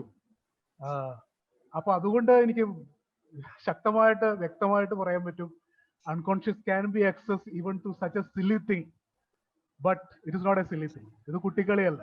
It will reveal to you. ഞങ്ങൾ അതൊരു ഒരു പെഡഗോജിക്കൽ ടൂളായിട്ട് അത് ഉപയോഗിച്ചു, ആ കുട്ടികളെ നയിച്ചു. അതുകൊണ്ട് എനിക്ക് കോൺഫിഡന്റ് ആയിട്ട് പറയാൻ പറ്റും. ഓക്കെ, അപ്പൊ നമ്മൾ ജസ്റ്റ് അങ്ങനെ വരച്ചാൽ മാത്രം മതിയോ എല്ലാ ദിവസവും? അതായത് യുവർ ഓൺ വേ, മ്യൂസിക് ഇട്ട് ഒന്ന് റിലാക്സ് ചെയ്ത് ഏത് രീതിയിലും. ഇത് ഒരു വാളില് വെച്ചിട്ട് അങ്ങനെ വേണമെങ്കിലാകാം, താഴെ ഇരുന്നാകാം, എങ്ങനെ വേണമെങ്കിലും. പക്ഷെ നോൺ ഡോമിനന്റ് ഹെയർ ആയിരിക്കണം, കണ്ണടച്ചുകൊണ്ടായിരിക്കണം. എന്നിട്ട് പിന്നീട് ആ സമയത്ത് ചെയ്യാൻ പറ്റില്ലെങ്കിൽ പിന്നീട് വൈകിട്ടോ അതിങ്ങനെ വെച്ച് നോക്കുക, കൂളായിട്ട് റിലാക്സ്ഡ് ആയിട്ട് അതിൽ വരുന്ന രൂപം നമ്മൾ ഇമ്പോസ് ചെയ്യാതെ അതിൽ നിന്നും സ്പോണ്ടേനിയസ് ആയിട്ട് നിങ്ങൾ കാണുന്ന ആ രൂപം സ്കെച്ച് ചെയ്ത് പിന്നീട് നിങ്ങൾക്ക് അത് എംബലിഷ് ചെയ്യാം, ഡെക്കറേറ്റ് ചെയ്യാം. അങ്ങനെ ഒരാഴ്ച ചെയ്ത് കഴിയുമ്പോൾ നിങ്ങൾക്ക് ഒരു സീരീസ് ഓഫ് ഇമേജസ് കിട്ടും. അതിൽ നിന്നും നിങ്ങൾക്ക് നിങ്ങളെ തന്നെ പല പല ഹിൻസ് കിട്ടും, കടന്നു പോകുന്ന എന്തൊക്കെയാണ്. ഓക്കെ, അപ്പൊ നമ്മൾ അവെയർ ആവാതെ ജസ്റ്റ് കണ്ണടച്ച് റിലാക്സ് ചെയ്ത് ചെയ്യുക അല്ലെ നമ്മള്? Okay okay. ഞാൻ ഫാദർ ആന്റണി ഫ്രം കോട്ടപ്പുറം. അച്ഛൻ ഒരു പെർസെന്റേജ് പറഞ്ഞല്ലോ, വേർഡ്സ് അതുപോലെ നമ്മുടെ ജസ്റ്റേഴ്സ്, ഒന്നുകൂടി റിപ്പീറ്റ് ചെയ്യാമോ? അതായത് 7% ആണ് നമ്മുടെ കമ്മ്യൂണിക്കേഷനിൽ വേർഡ്സ് വഴി കമ്മ്യൂണിക്കേറ്റഡ് ആവുന്ന. 38% സെക്കൻഡ് ആ വോയിസ് വേരിയേഷനും ടൊണാലിറ്റിയും പിച്ചും ഇതൊക്കെയാണ് 38%. അത് കഴിഞ്ഞിട്ട് ബാക്കിയുള്ള 55% നമ്മുടെ ബോഡി ലാംഗ്വേജ്. ഓക്കെ, വളരെ മനോഹരമായിട്ടുള്ള ക്ലാസ് ആയിരുന്നു. ഒത്തിരി നന്ദി. ആരോ പറഞ്ഞ പോലെ ഇത് 1 മണിക്കൂറിൽ തീർക്കേണ്ട ഒന്നായിരുന്നില്ല, ഒരു 3 മണിക്കൂറെങ്കിലും കേട്ടിരിക്കാനായിട്ട് വളരെ ഇൻട്രസ്റ്റിംഗ് ആയിട്ടുള്ള ഒരു ക്ലാസ് ആയിരുന്നു. ഒത്തിരി നന്ദി. Okay, thank you. ടോബിച്ച വൈൻഡപ്പ് ചെയ്യട്ടെ? ഓക്കെ, അപ്പം ഇന്നത്തെ സെഷന് വന്ന എല്ലാ പാർട്ടിസിപ്പൻസിനോടും ആത്മമിത്രയുടെ പേരിൽ നന്ദി അറിയിക്കുകയാണ്. നാളെ ബോബി അച്ഛനോട് ഒരിക്കൽ കൂടെ നന്ദി പറയുകയാണ്. ഇതുപോലെ ഒരു വണ്ടർഫുൾ സെഷൻ തന്ന് ഞങ്ങളെ എല്ലാവരെയും ഇതുപോലെ മോട്ടിവേറ്റ് ചെയ്യുകയും ഞങ്ങളുടെ തെറ്റുകൾ തിരുത്തി മുന്നോട്ട് പോകാനുള്ള കുറുക്കു വഴികൾ പറഞ്ഞു തന്നതിന് എല്ലാവരുടെയും പേരിലുള്ള നന്ദി ഒന്നുകൂടെ ബോബി അച്ഛനോട് പറയുകയാണ്. അത് പറഞ്ഞുകൊണ്ട് എല്ലാ പാർട്ടിസിപ്പൻസിനോടും പറയുകയാണ്, നാളെ വെൽനസ് ത്രൂ യോഗ എന്ന വിഷയവുമായി നമ്മളോട് സംസാരിക്കാൻ വരുന്നത് യോഗാചാര്യനും ഹിപ്നോതെറാപ്പിസ്റ്റും NLP മാസ്റ്റർ ട്രെയിനറും ഒരു ക്രിയേറ്റീവ് ഡയറക്ടറുമായ മിസ്റ്റർ രഞ്ജിത്ത് കുമാർ ആണ്. എല്ലാവരുടെയും സാന്നിധ്യം നാളെ പ്രതീക്ഷിക്കുന്നു. യോഗനിദ്രയെ കുറിച്ചെല്ലാം നമ്മൾക്ക് എക്സ്പ്ലെയിൻ ചെയ്തു തരുന്നതായിരിക്കും. ഇനി നാളെ കാണാം. എല്ലാവർക്കും ഗുഡ് നൈറ്റ്. Thank you.